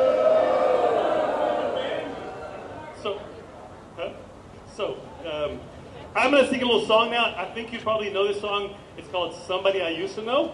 but I've changed the lyrics, so I want you to sing the chorus with me. I want you to sing the chorus with me. The new chorus is, now we're just some country that we used to know. Sing the chorus with me, please. Now we're just some country that we used to know.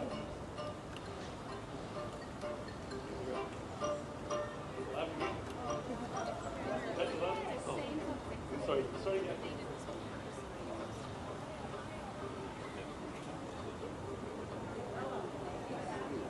Well, we have a volume issue here.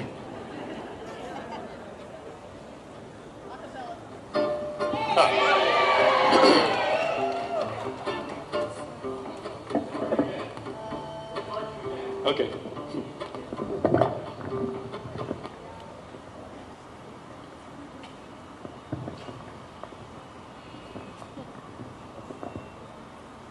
Well, I'm really cutting into my time now.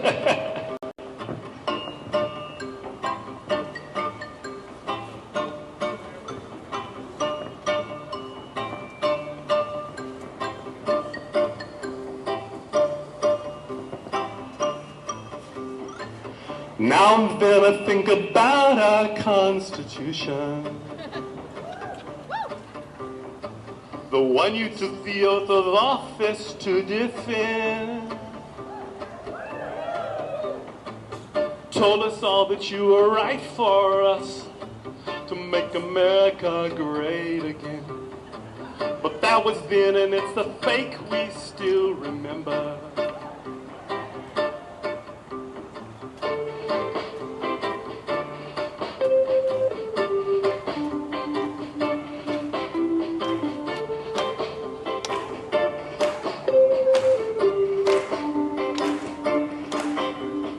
We can get addicted to a certain kind of madness, like giving up our norms, values, and laws. Hateful narcissism, bald-faced lies, the corruption right before our eyes. In 2020 we thought it was over, but you didn't have to stage a coup, make it like it never happened and the law means nothing. We don't even expect the truth, but you babble like a toddler and embarrass us. No, you didn't have to stoop so low, steal our top secret documents whose keep at Mar-a-Lago. Guess that we don't need law though, now we're just some country that we used to know. Now we're just some country that we used to know. Now we're just some country that we used to know.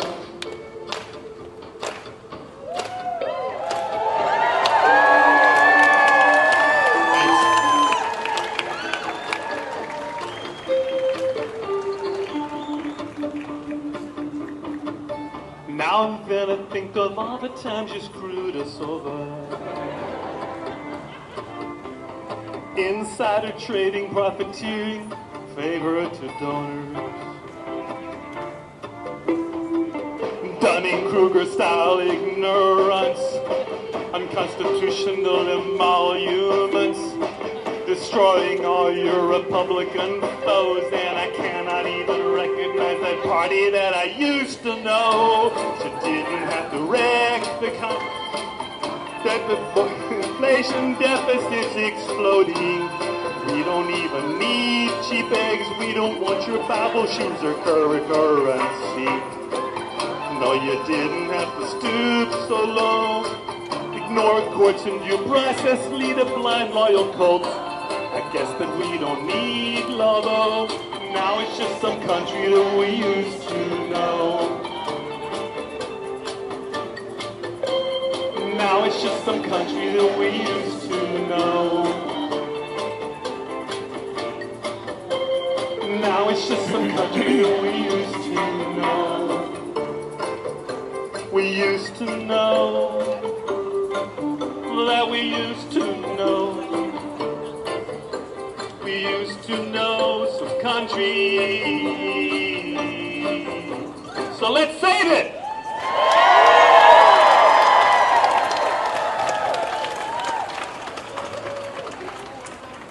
Let's give it up for Mark.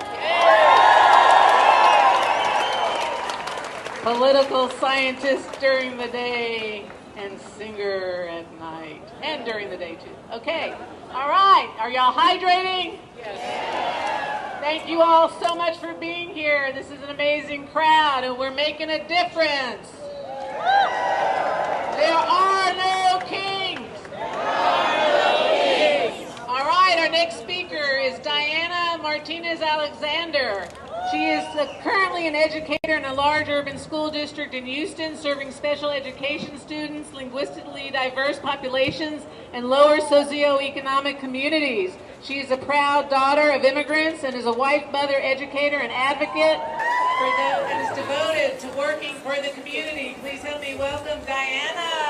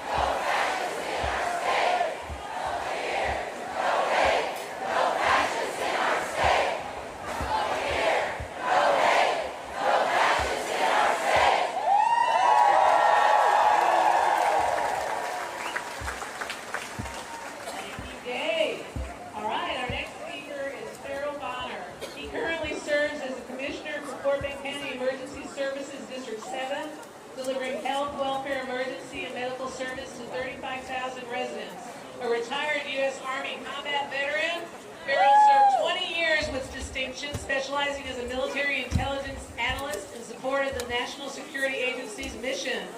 A little birdie told me he might be a candidate for Fort Bend County Judge. Help me welcome Farrell Bonner. Good afternoon, everyone. everyone? As a soldier and a veteran and community leader in Fort Bend County, I strive to be a unifier. So I want to first thank our various law enforcement entities for their presence at this gathering. Let's give them a round of applause. This shows the world that Fort Bend County does not need anyone telling us how to handle our own business. Thank you, law enforcement. Thank you so much. It's a real honor to stand before you today, especially on this 250th birthday for the U.S. Army. Are there any Army veterans out here? Let me hear you. Air Force, Navy, Marines, National Guards.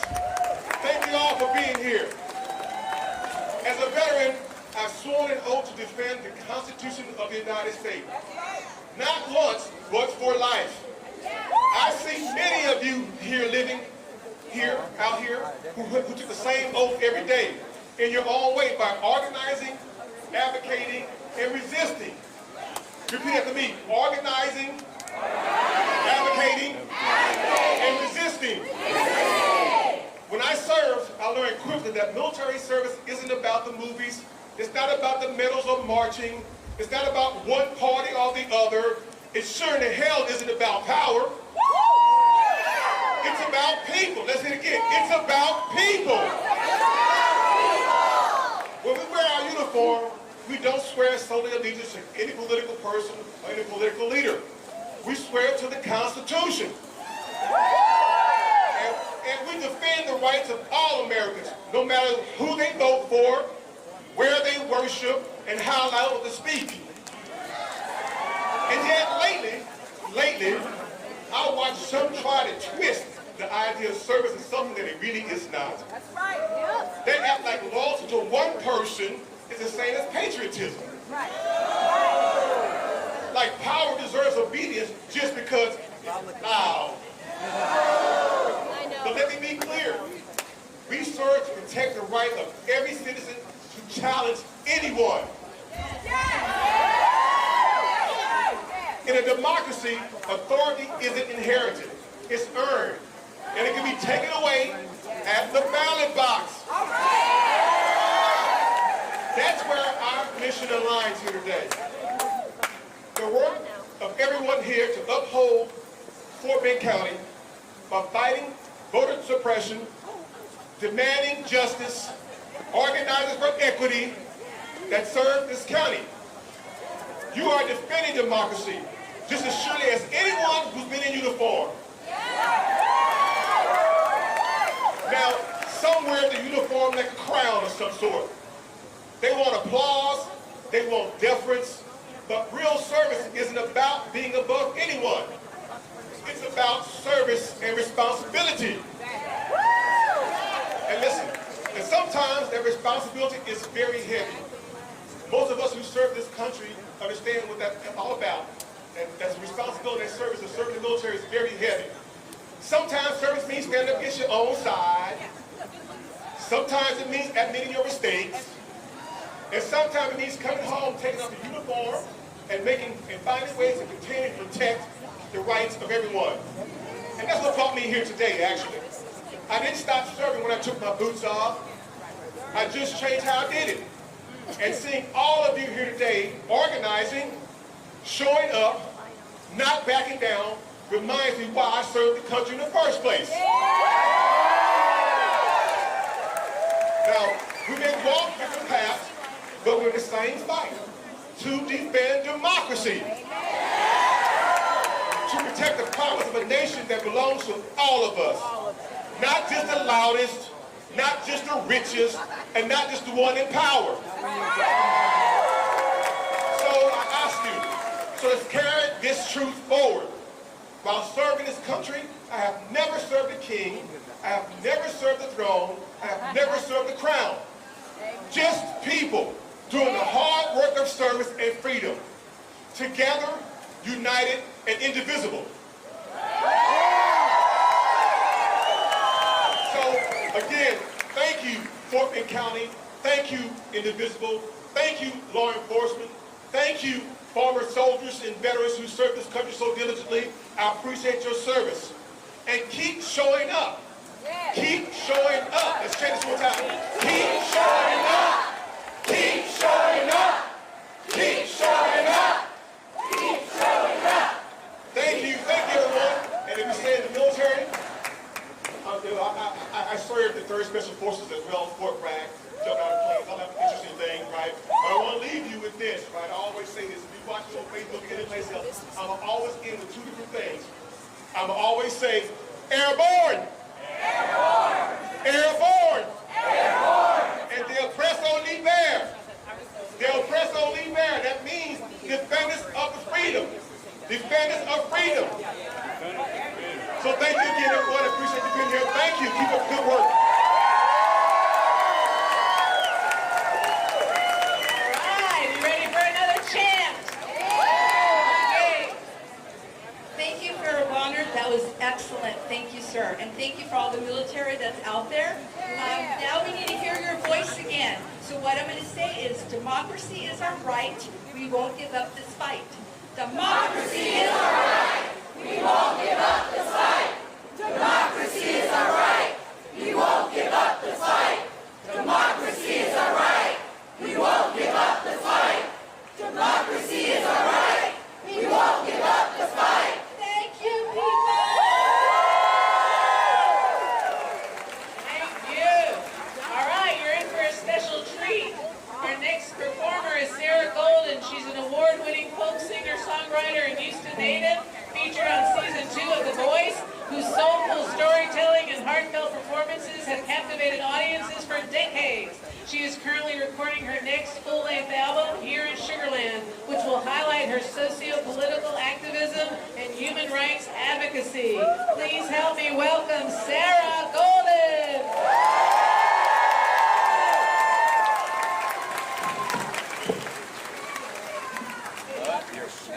You guys are amazing.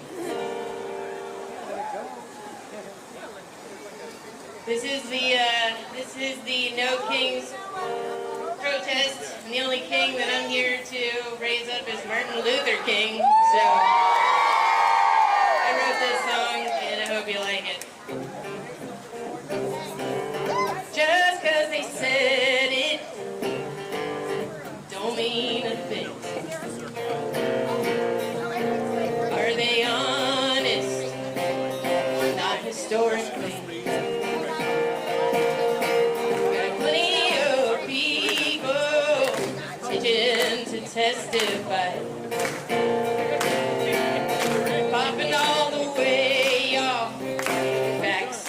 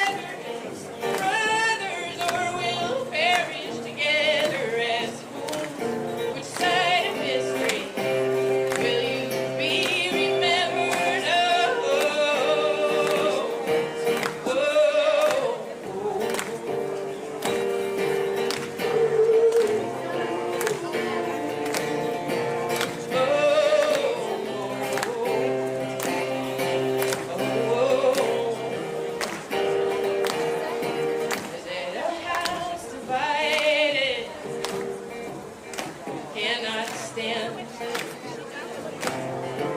The people united can't be stopped.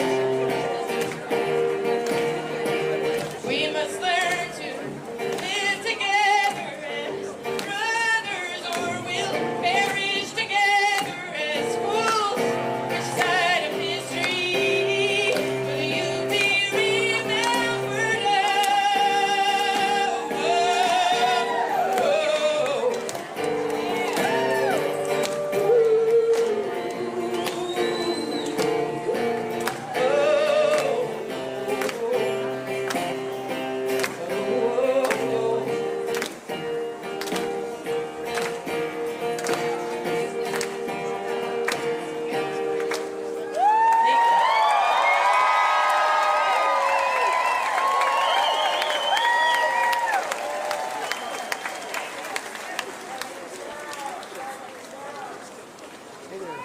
It's me again, sorry.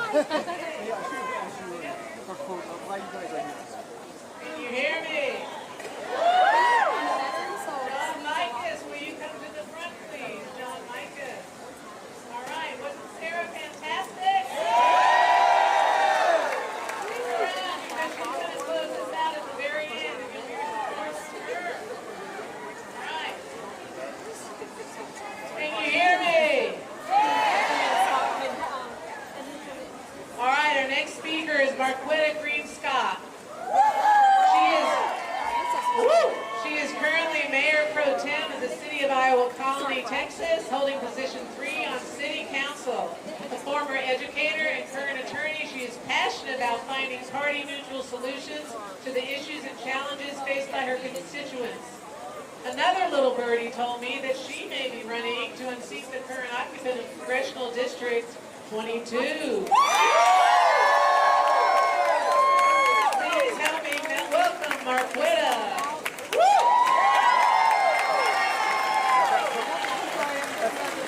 Hello, my brothers and my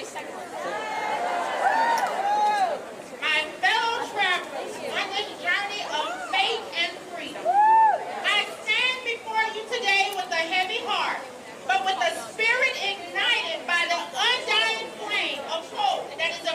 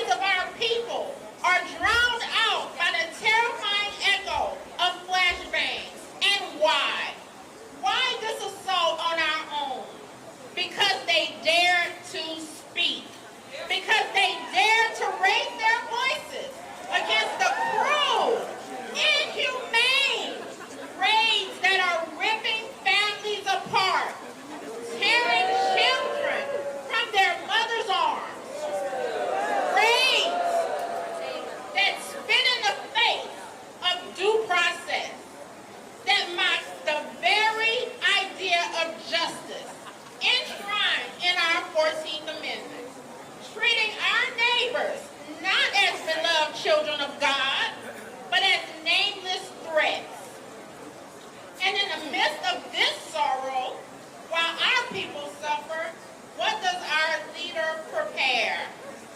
A spectacle, a military parade. Not to honor our heroes, not to celebrate the spirit of our great nation, but to puff up the pride of one man. Tanks rolling, troops marching, a display of might for the ego of a man who would be king. My friends, think on this. Not Lincoln, not Roosevelt, not even Reagan, in their moments of greatest triumph, dared to turn our military into a personal prop. Why? Because they understood that in a true democracy, the military serves the people, not the will of a minority. This, my brothers and sisters, is not strength. This is not patriotism. This is the chilling whisper of authoritarianism. And we have seen this dark shadow before. Richard Hofstadter, a wise man who understood the heartbeat of this nation, warned us of the paranoid style in American politics. A spirit that sees enemies in every shadow, that demands blind loyalty over the sacred tenets of the law, that feeds on division and fear. That spirit has now consumed a party that once stood for principle. A party now, sadly, tragically has been overtaken by the narrow, conspiratorial, and dangerous obedience to a single man.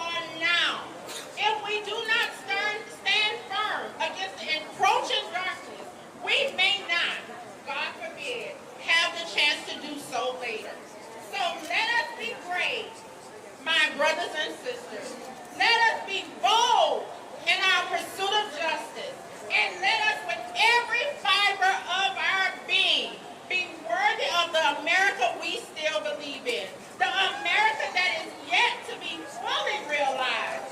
What makes us unique is that we are a work in progress. But above all, we demand that as a nation, we progress and never turn back to the days of hatred, division, and want. May God bless you, and may God bless our beloved country. Thank you.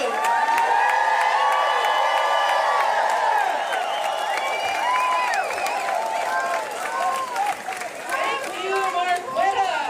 And now another chant. Come on, Gay. Thank you. I just want to say one thing. If you guys are thirsty, we have bottled water up here. Please, please refresh yourself. Okay, so our next chant will be Ain't No Way We're Backing Down. We're rising up. The time is now. So what I'm going to do is I want you to only do We're rising up.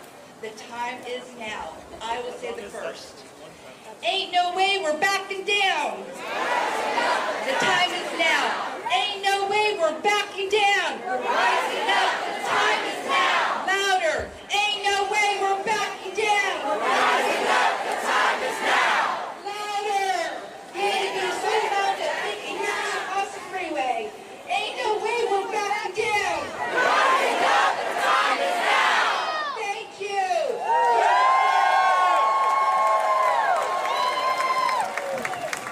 All right, everybody. Our next speaker is Anna Lagudas-Fries. She's been a Sugar Land community advocate for the last 20 years, focusing on civil rights, environment, and education. She is committed to helping neighbors and small businesses in the community come together on issues that affect everyone.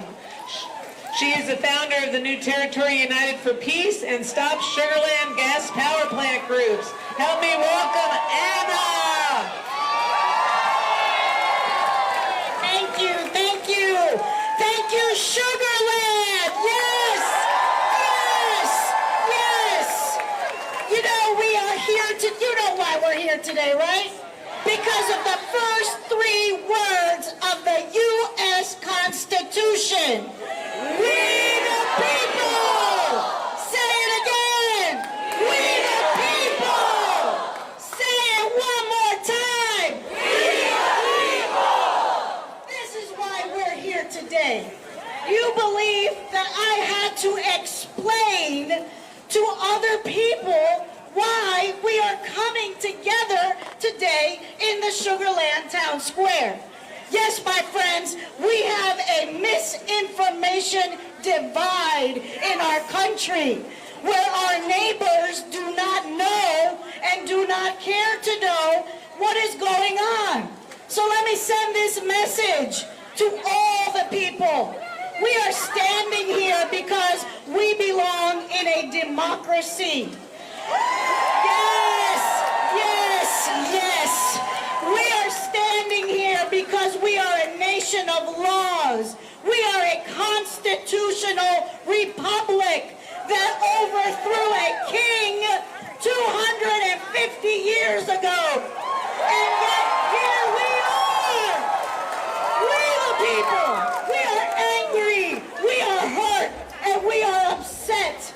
There is a man in the White House right now who thinks he's a king. Who thinks there are no 3 separate co-equal branches of government. No!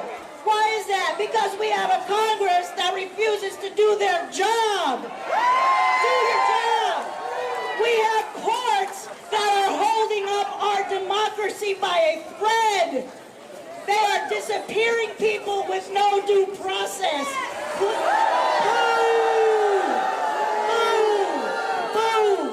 We have our courts, but you know what else we have? We the people. You will not stand here and let this happen, nor should you. I have a story today, one of hope. one of resiliency, and one of bipartisan efforts that happened just here in this building. In the city of Sugar Land, we, the people, came together and elected a new mayor just a few days ago, a week ago today. It was no easy fight. You may hear people call me the power plant lady or even some bad words, but that's okay.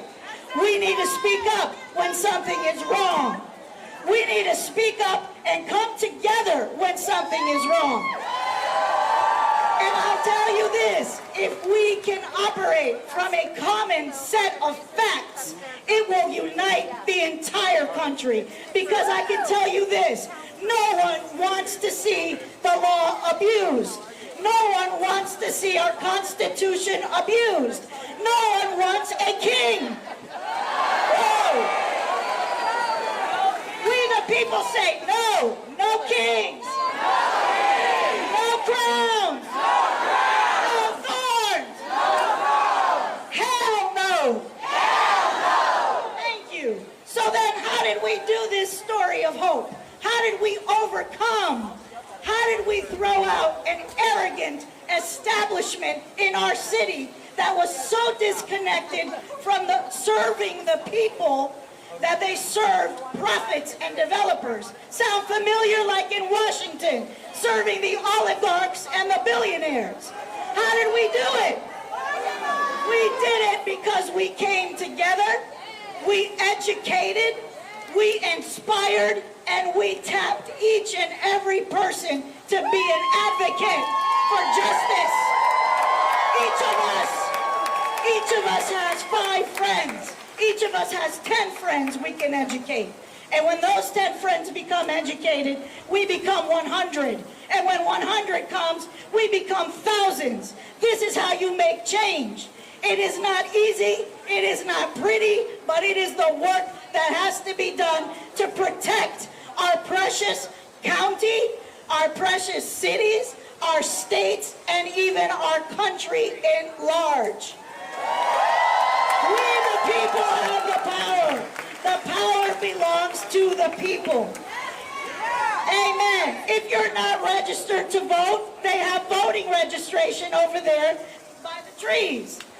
If you're coming up on elections, look and see who are the defenders of democracy.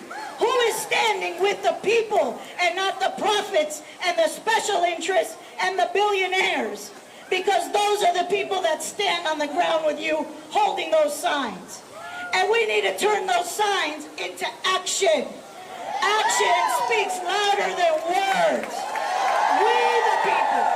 Thank you, everybody. Thank you, Sugar Land. Get out and register to vote and be a change. Amen. Thank you, Anna. Woo! The power of the people. Woo! There are no kings. There are no thrones. There are no crowns. Very good. All right, our next speaker is Jennifer Cantu. Dr. Cantu is a passionate advocate for change. Since 2017, she has proudly served as a local precinct chair, where she has worked tirelessly to empower her neighbors and ensure that their voices are heard. Please help me welcome Jennifer Cantu.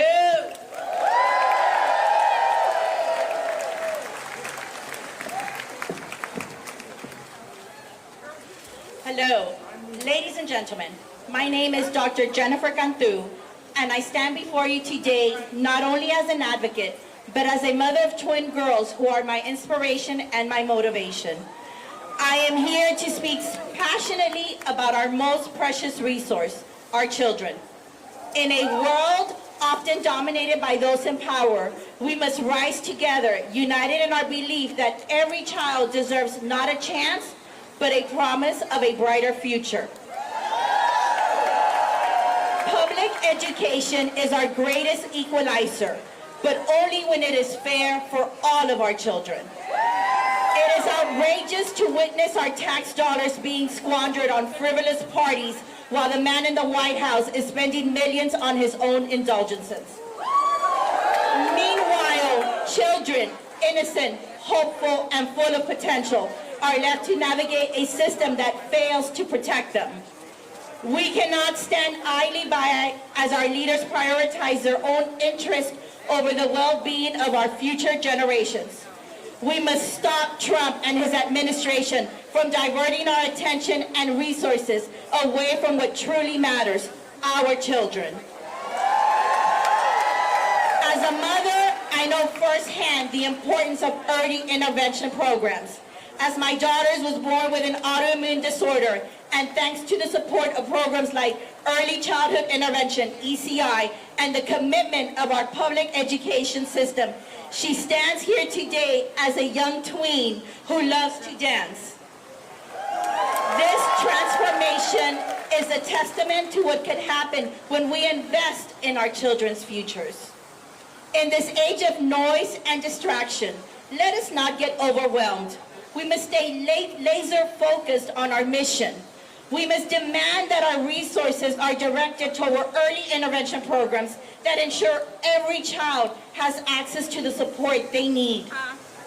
Imagine a world where every child can thrive, where no child is left behind due to circumstances beyond their control. This is not just a dream, it is a necessity. Our children are counting on us to be their voice, the champion of their rights, and fight for the opportunities they deserve.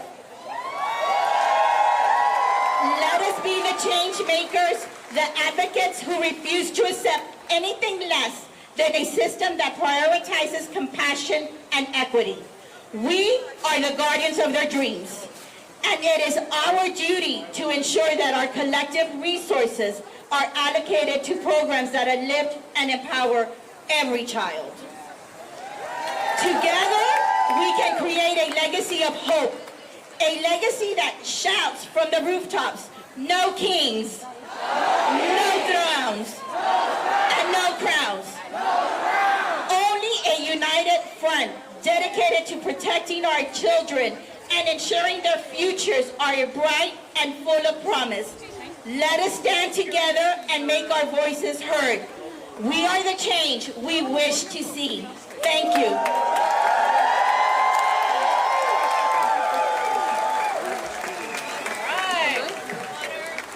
Our next speaker is Christian Becerra. He currently serves as a judge of the 434th District Court in Fort Bend County, Texas.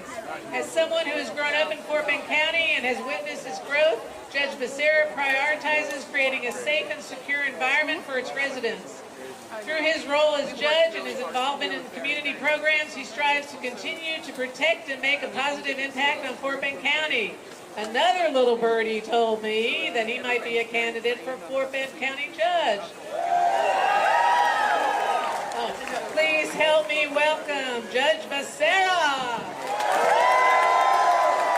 All right, no keys. No keys. No keys. No keys. I stand before you a sitting district court judge of the 434th District Court right here in Fort Bend County. Man, my heart is filled with love to see so many people in my community come out to talk about what they believe in. This is how we get things done in the United States of America. I was asked to talk about the rule of law. Let me tell you something. I believe in the Constitution of the United States of America. I believe in the rule of law. Not only when it's convenient for me, all the time. When the National Guard was called out in California, I saw the Speaker of the House get on TV. Yes, but you can boo that. Yes. And this man said, we sent them because we believe in the rule of law. And I said to the TV, now you believe in the rule of law? Now? Yeah. Everything that they've done in the last couple of weeks was to prevent this from happening in Fort Bend County, Texas. The governor saying that he had How many troops did he have, Cynthia? How many did he say? 500, whatever, 5,000. That was done to prevent you from coming today. We all saw on the news this morning the tragedy that happened in Minnesota. It's a heavy time we live in. Heavy. I got phone calls this morning after the news came on. My mom, God bless her, Dulles High School graduate, called me and said, yes, my mom called and said, don't go, baby, don't go. I don't want anything to happen to you. And I said, there is nothing that will keep me from coming and speaking to the people of Fort Bend County, Texas. And by you being here today, you've spoken volumes to the masses that want to keep you from coming together to speak your mind. Thank you, Fort Bend County.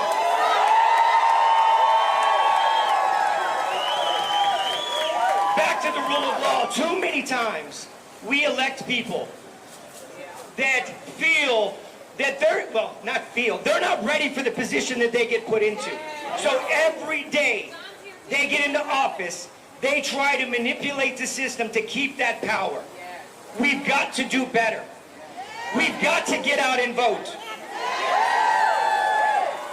We continue to go back and forth in Fort Bend County, but what I want you to do, ask for debates, ask questions, make sure that the people that are taking office are ready to hold those positions, because then we can focus on the work that is needed. And now I'm going to speak to you as Fort Bend County residents. We live in a time of anger, of fear, of despair. I cannot tell you again how much love is in my heart to see you out here today. But I don't see it that way. I am motivated every day I turn on the TV to do more. To do more. To stand up with you, the citizens of Fort Bend County, to do more. We live in the most diverse county in the United States of America. Look around. Look around. Look around right now. Look at all of your brothers and sisters in Fort Bend County. From every walk of life, from every culture, from every religion, coming together to have your voice heard. It's important. We must continue the fight. But hear me. Hear me now. We have an opportunity in Fort Bend County. We're 50% red, 50% blue, the most diverse county in the United States. But if we can find a way, to come together as a community, to make our community the best that it can be, and put away all the differences, because I guarantee you that our similarities far outweigh our differences. If we can do that here in Fort Bend County, my home, the home of my parents, the home of my grandparents, the home of my children, don't we become the blueprint for the rest of the United States of America? Stand up. I stand with you today. I'm happy to be here. Continue this. Don't stop. We have elections coming up in 2026. Everybody has to get to work and get out the vote. I love you guys. Thank you. No kings! No kings! Thank you. All right. Are you hydrating? We have water on either side of the stage, and we have people with carts that have water bottles. Please take care of yourselves. All right. Thank you all so much for being here. This is great. We are getting towards the end of our lineup, and we have a few more things to do. We've got several more speakers, and we appreciate you being here so much. I want to remind you all that you should call your lawmakers every week. There's an app called 5 Calls. How many of you are familiar with it? Use that. It makes it really simple to call them and let you know what you're thinking. If you don't know what to say, it has a script for you. And if you know what to say, then say it. But you have to make that phone call. You may think they're not listening to us, but they are. They may try to ignore us, but they can't. They can't. All right, and now, you ready for another chant? Oh, wait a minute, that was not good, guys. What? Are you ready? Are you ready? Are you ready? Oh, come on. They can't hear you over there. Are you ready? Are you ready? Are you ready? People united will never be divided. People united will never be divided. People united will never be divided. People united will never be divided. People united will never be divided. Thank you, neighbors.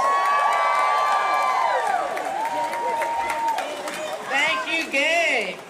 Our next speaker is Anthony Luxabana. He is a proud third-generation Latino and Asian American Pacific Islander community activist, current board member of the Fort Bend Voters League, member of the League of United Latin American Citizens, and a former union organizer for the Fort Bend American Federation of Teachers. And thank you, Anthony, for all your help with the videography and for these speakers. If it weren't for him, we wouldn't have any sound today. So thank you, thank you. Please help me welcome Anthony.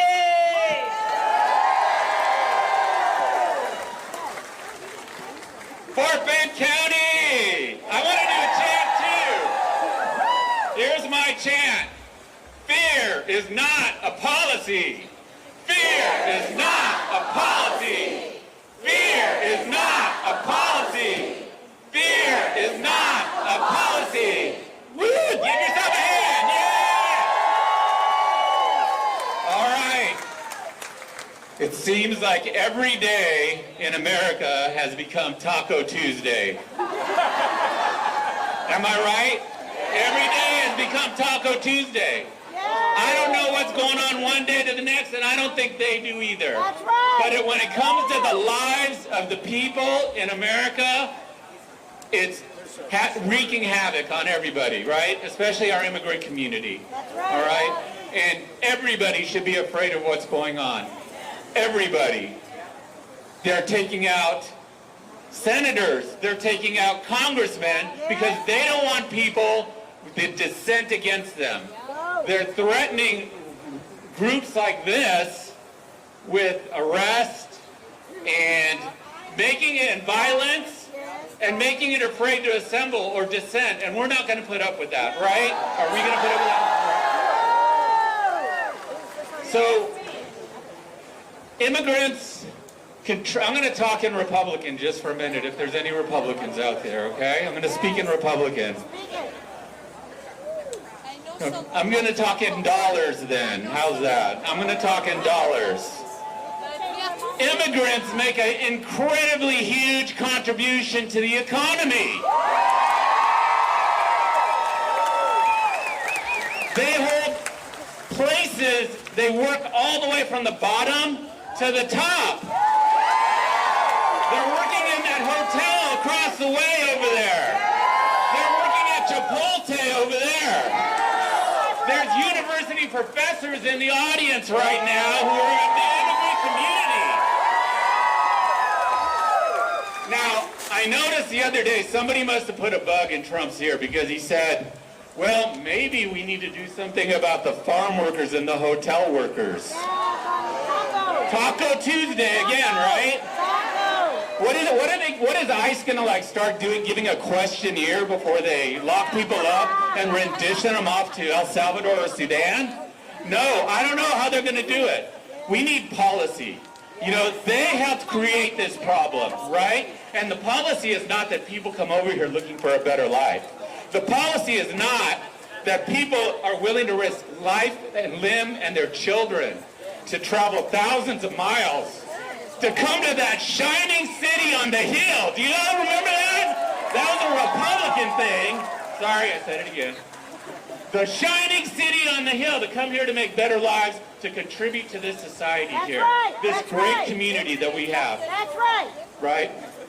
And what they do is they try to divide us. They pick out a community. They pick out immigrants. They pick out the LGBTQ community. Right? But pretty soon, they'll pick you out too. That's right. They'll pick you out too. So we need to stand together. We cannot be divided. You know, that's why I'm so proud to see so many people here today out here. Now, I said I was going to talk in money, right? The immigrants contribute billions of dollars to this economy. Billions of dollars. And, you know, they can talk about it being worth it to try to evacuate 10 million people, but what they would lose is not just the money that, if they could ever do that, you know, which is ridiculous, you know, but what they would really be losing is everything else that has made this country great from the beginning. Now, I could go on and on about that, but I want to mention one more thing, and that's just about people and humanity, because you can make a difference on this. I remember when I was growing up, I was told that I needed to live by the golden rule.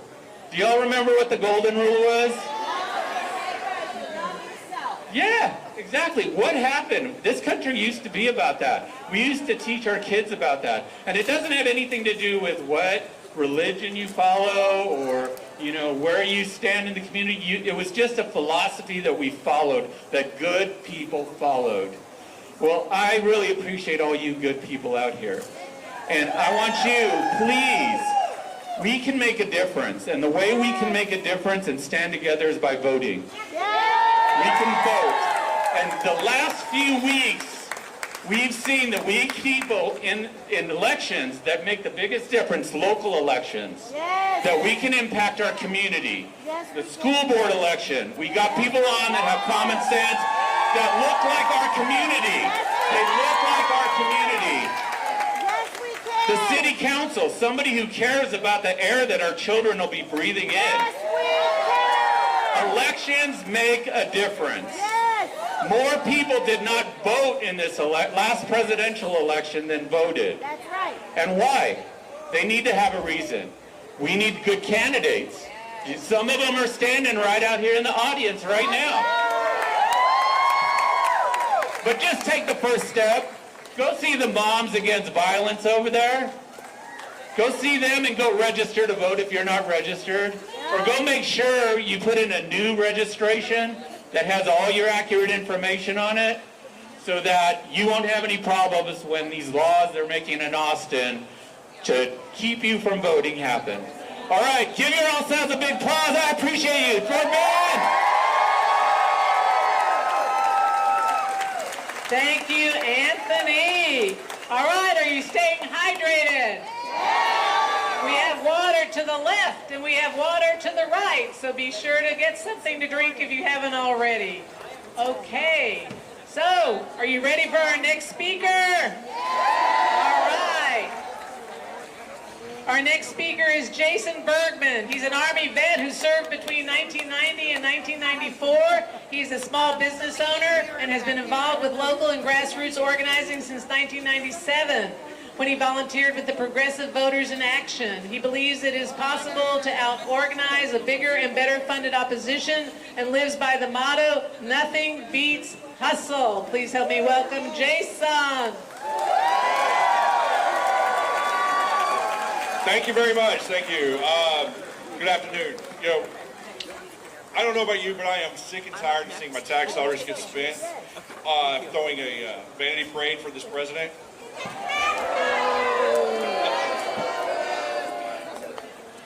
Sorry. I'm sick and tired of the tax dollars being spent for his vanity parade. I'm also tired of the fact that in order to pay for this parade, he had to gut social safety net programs. He's cutting the VA, cutting their staff, cutting their funding, which just makes a system that's already overburdened and cumbersome, which makes vets like me choose any other system besides the VA. We need something, and we need him to not be doing that. Sorry.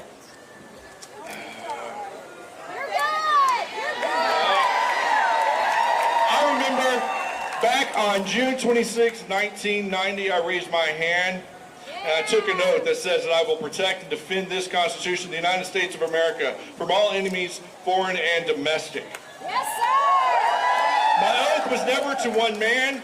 My oath was not to a king. I shall not bow to a pretender, nor shall I bend the knee of tyranny.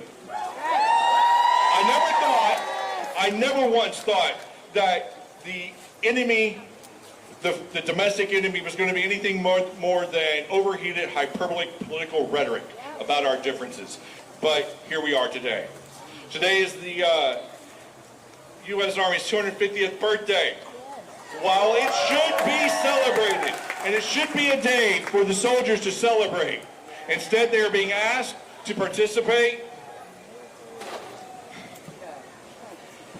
in a vanity parade for the Imperial President's birthday. Today's parade in D.C.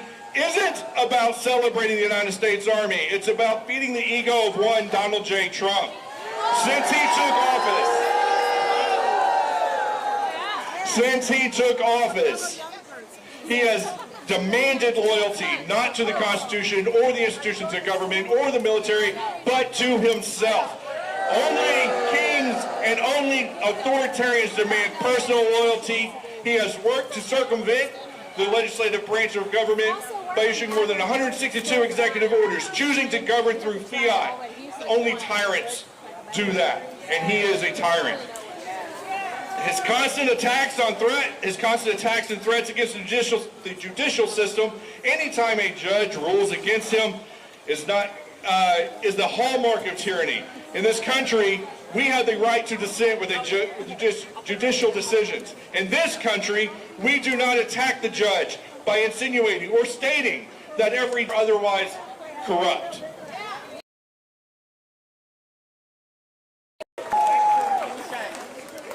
In this country, we have a right to protest against our government without fear of having the military deployed against us, against our fellow citizens, which only serves to make a tense situation more volatile.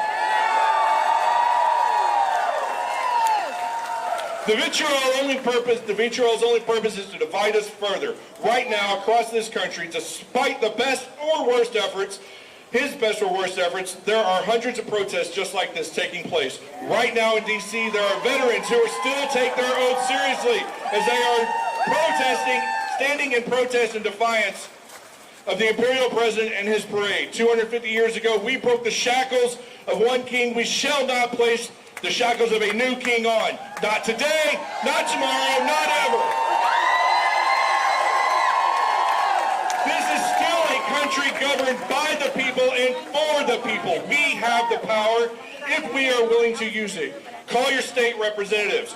Call your senators. Call your local authorities, all your local representatives, state level, city level, county level. Let them know that only Congress has the power of the purse, that Congress has legislative authority. Tell them, regardless of their party or your party affiliation, tell them. Do your job. Do your job. Do your job. Or we will fire you. Exactly. Sing it, girls. Attend the protests, marches, and rallies aimed at sending those messages. Only by showing up can we stop the slow crawl authoritarianism that is the regime of Donald J. Trump. I'm a believer in and witness to out-organizing the opposition. I know from firsthand experience that it is possible to out-organize an established opposition that is bigger and better funded. Currently, there is none more well-funded or connected than the wannabe king I know, than this wannabe king. I know that nothing beats hustle, that together we can stop the man who would be king. In solidarity, Six Separatus.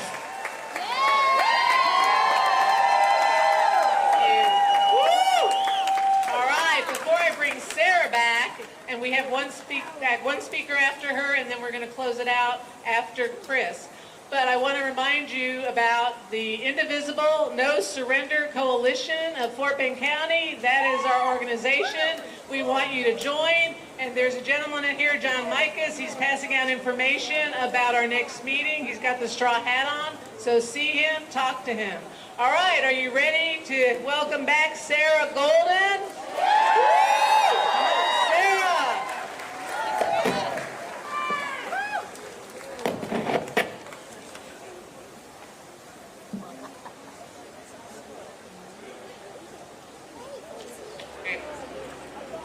Hello again.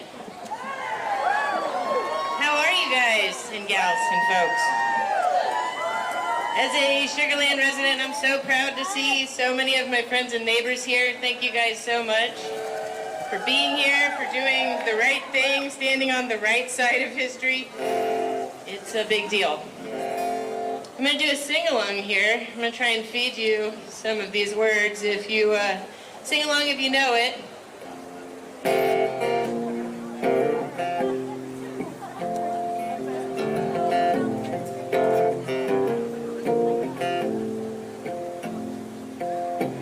We shall overcome.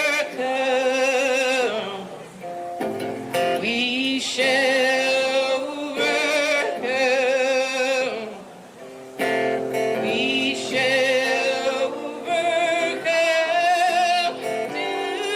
today.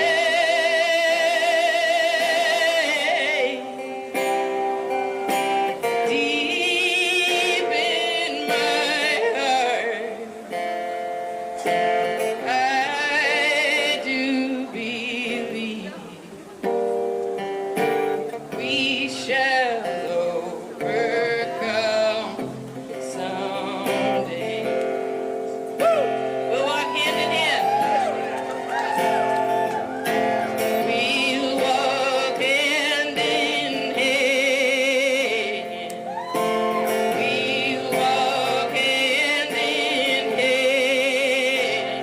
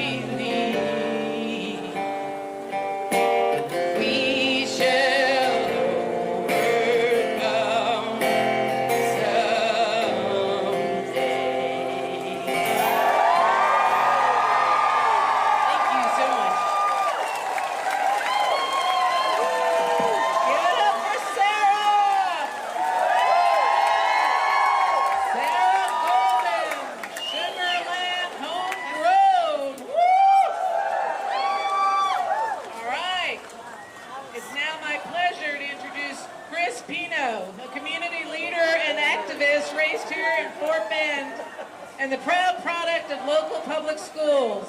He got his start in politics a decade ago as a student organizer, from fighting gerrymandering in county government to organizing Fort Bend's first ever Pride Festival. Chris is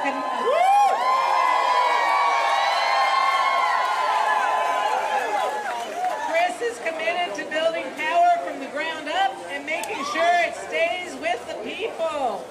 Help me welcome Chris.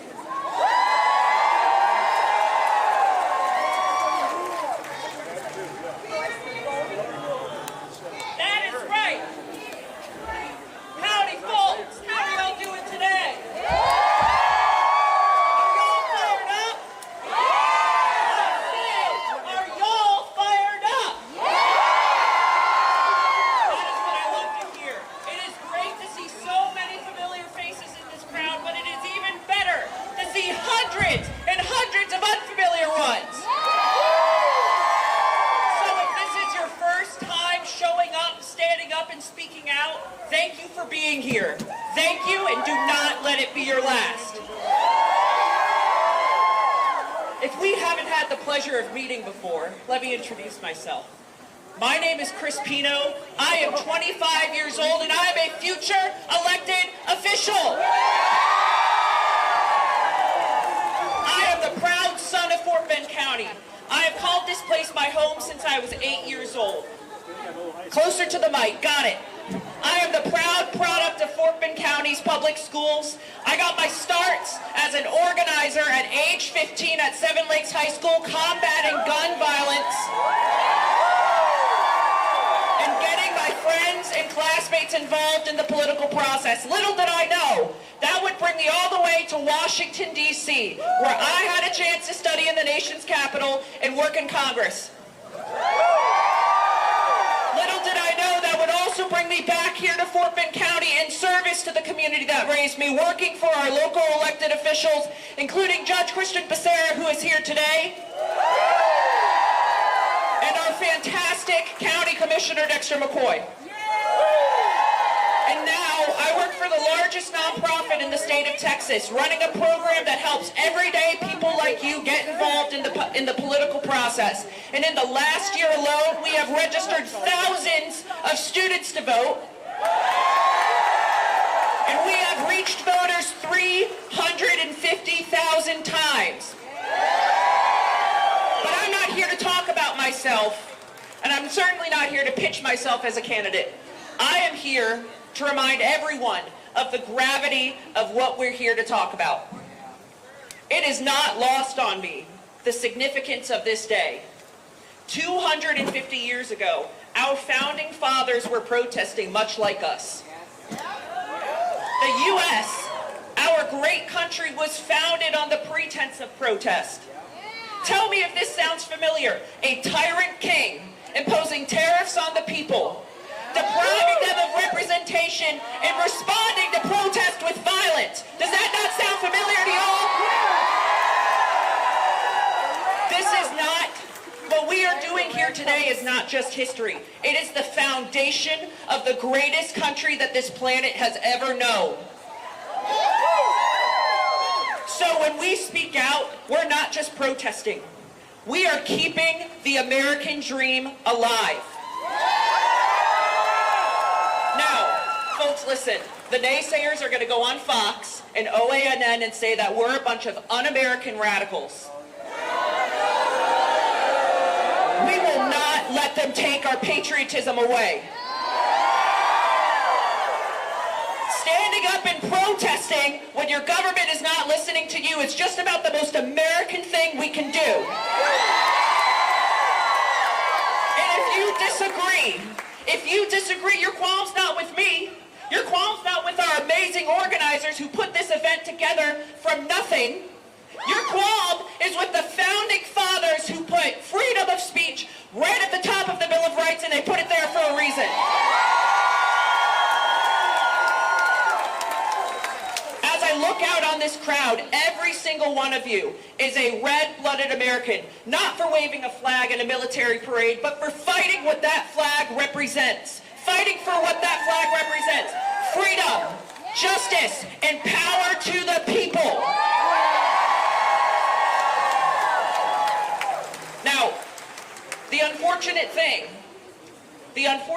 is that nothing that I say on this stage will change what is happening. Nothing that happens here in Sugar Land today will change what happens in Washington, D.C. tomorrow. It's unfortunate, but it's true. They're not listening. They're not listening, and we have to make them listen. We have to make them listen, and we all play a role in changing that future. We all play a role, and change starts from the bottom up. Change starts at the local level and brews its way up all the way to Washington, D.C., all the way to Austin. That is how we get the change that we desire. And I am here to remind everybody here that Trump is not the only wannabe king. We have many here in Fort Bend County. We have many wannabe kings here in Fort Bend County. We have no kings. No kings. And let me tell you, we have a couple of King Georges here in Fort Bend. Let me give you one example. I don't have nearly enough time to spill all the tea, but I will give an example. Our commissioner representing Sugar Land, our commissioner, Andy Myers, he calls himself the taxpayer's best friend. He calls himself the taxpayer's best friend, and then he goes to the commissioner's court and tries to ram through a gerrymandered maps that would deprive our communities of representation, and that would cost the community, the hard-working taxpayers of Fort Bend County, millions of dollars. Millions of dollars, and I didn't even mention the kickback that he included in the legislation that would have gotten tens of thousands of dollars to his friends at the Texas Scorecard. But we didn't let him do that. We did not let him get away with that. Myself and a group of a couple dozen friends, many of whom are here in the audience today, showed up. We spoke out. And we put a coalition together of common sense taxpayers. Republicans, Democrats, Independents, left, right, center. Everybody from across the political spectrum, and we said no.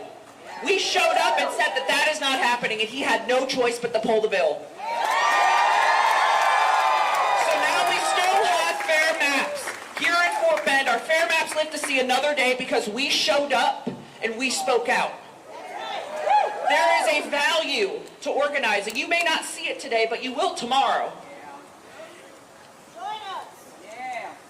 But that also means we have to copy and place this playbook everywhere. Anytime that these kings think that they can get away with ripping accountability away from the hands of the people, we have to show up and speak out. We have to keep showing up. We have to get organized, and we also have to run for office.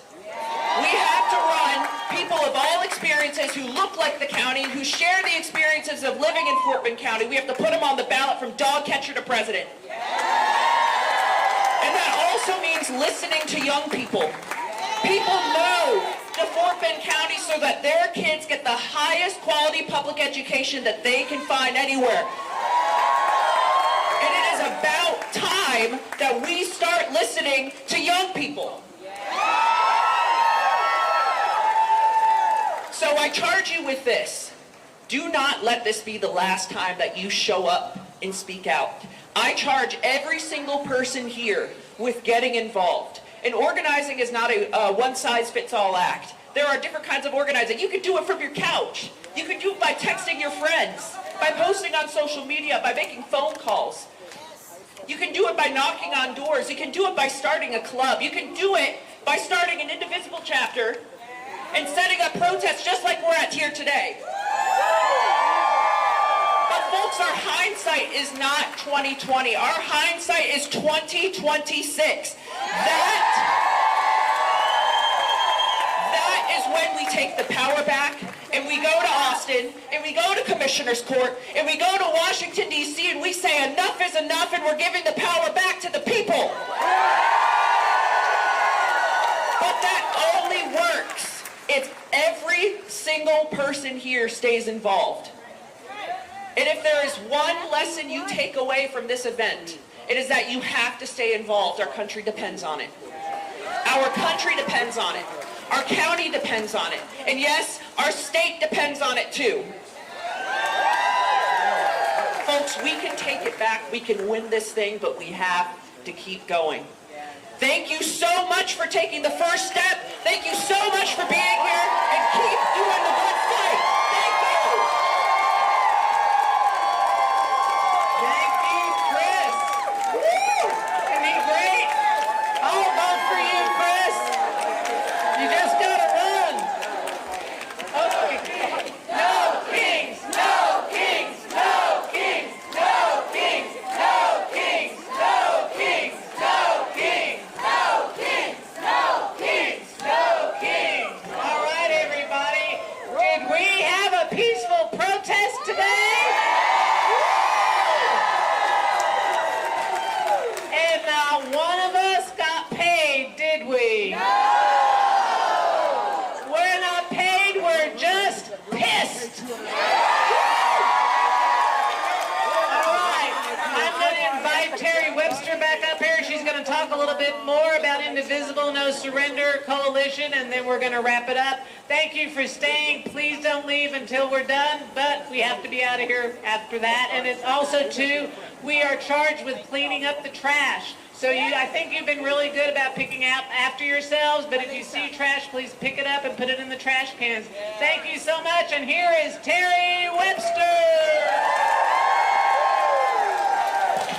Sugarland! Okay, I gotta get this straight. There we go, there we go. First off, I want to thank the most important people here, and that is each and every one of you.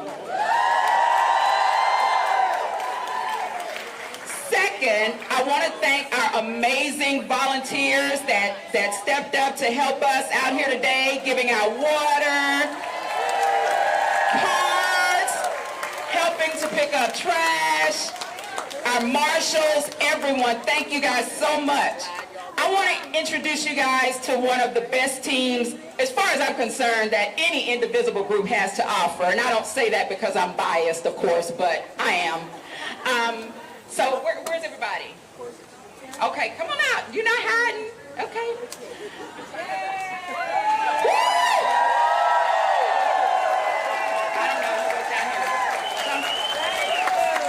Okay, while they're making their way up here, I also want to say another special thank you. I know Jan did it earlier, but listen, when we decided to get started, we didn't know kind of what we were doing. Everybody up here, they're lifelong political activists, active in the community.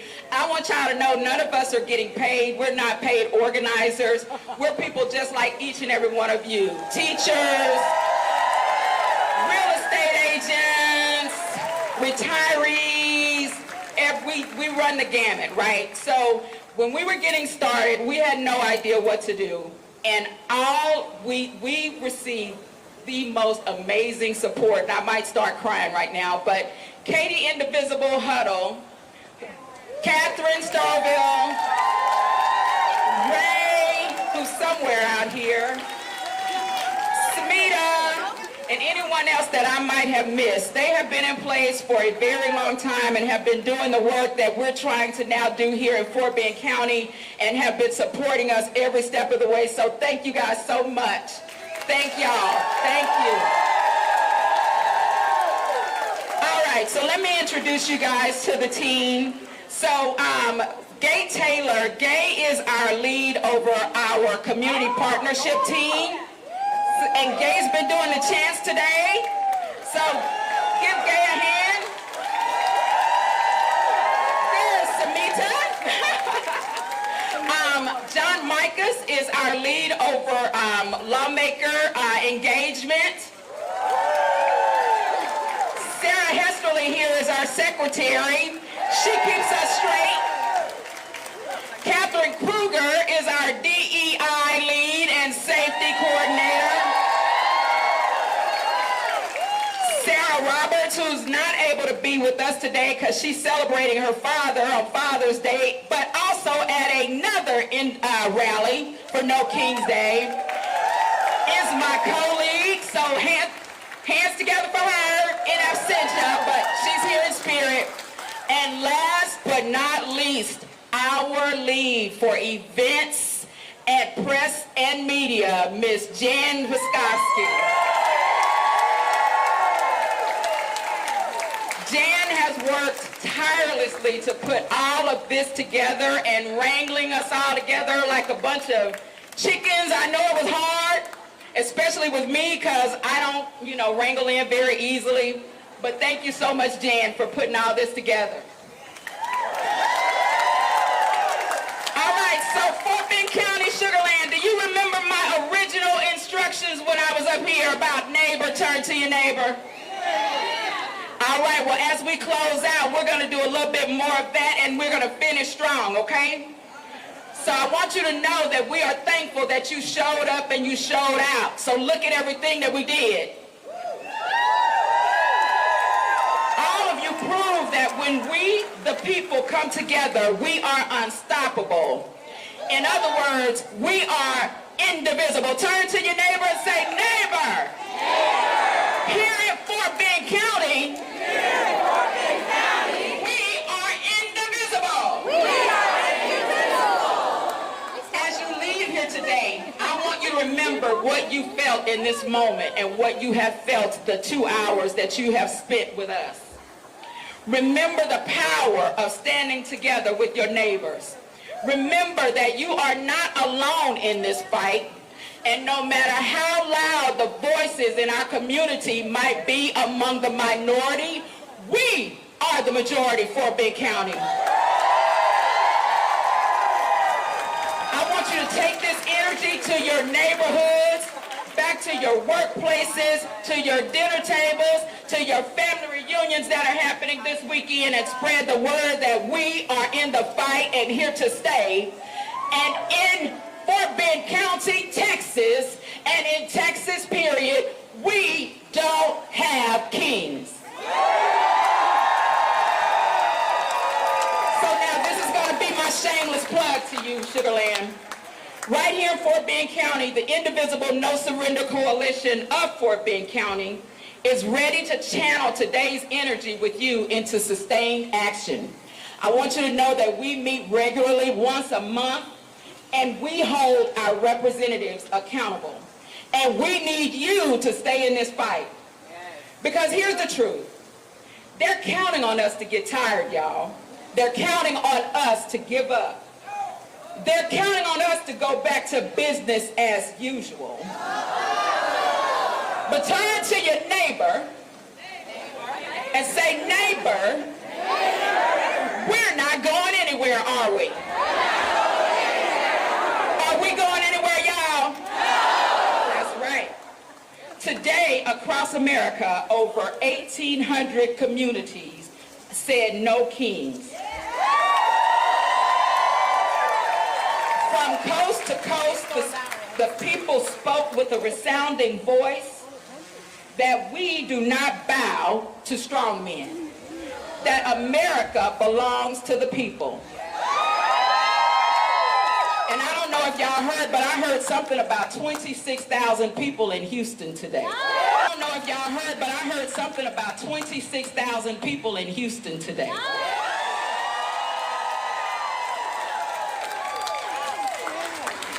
So listen, when you leave here, stay connected. Join us at Indivisible, or join a movement. Bring your family, bring your neighbors, because this movement grows stronger with every person who decides they have had enough. I'll remind you that the founders who created our army 250 years ago didn't just fight once and went home. They built a movement. They sustained resistance. They never gave up on the idea that this country could be governed by the people and for the people. And neither will we. Fort Bend County, you came here today and declared, we don't bow to kings. We don't accept authoritarianism. We don't surrender our democracy. An Indivisible No Surrender Coalition of Fort Bend County, our mantra is no surrender,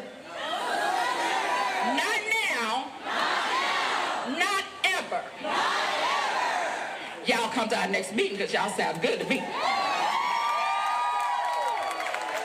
Now, let's go build the movement that wins our country back, because, say it with me, no thrones, no crowns, and no kings. Thank you, Shirley.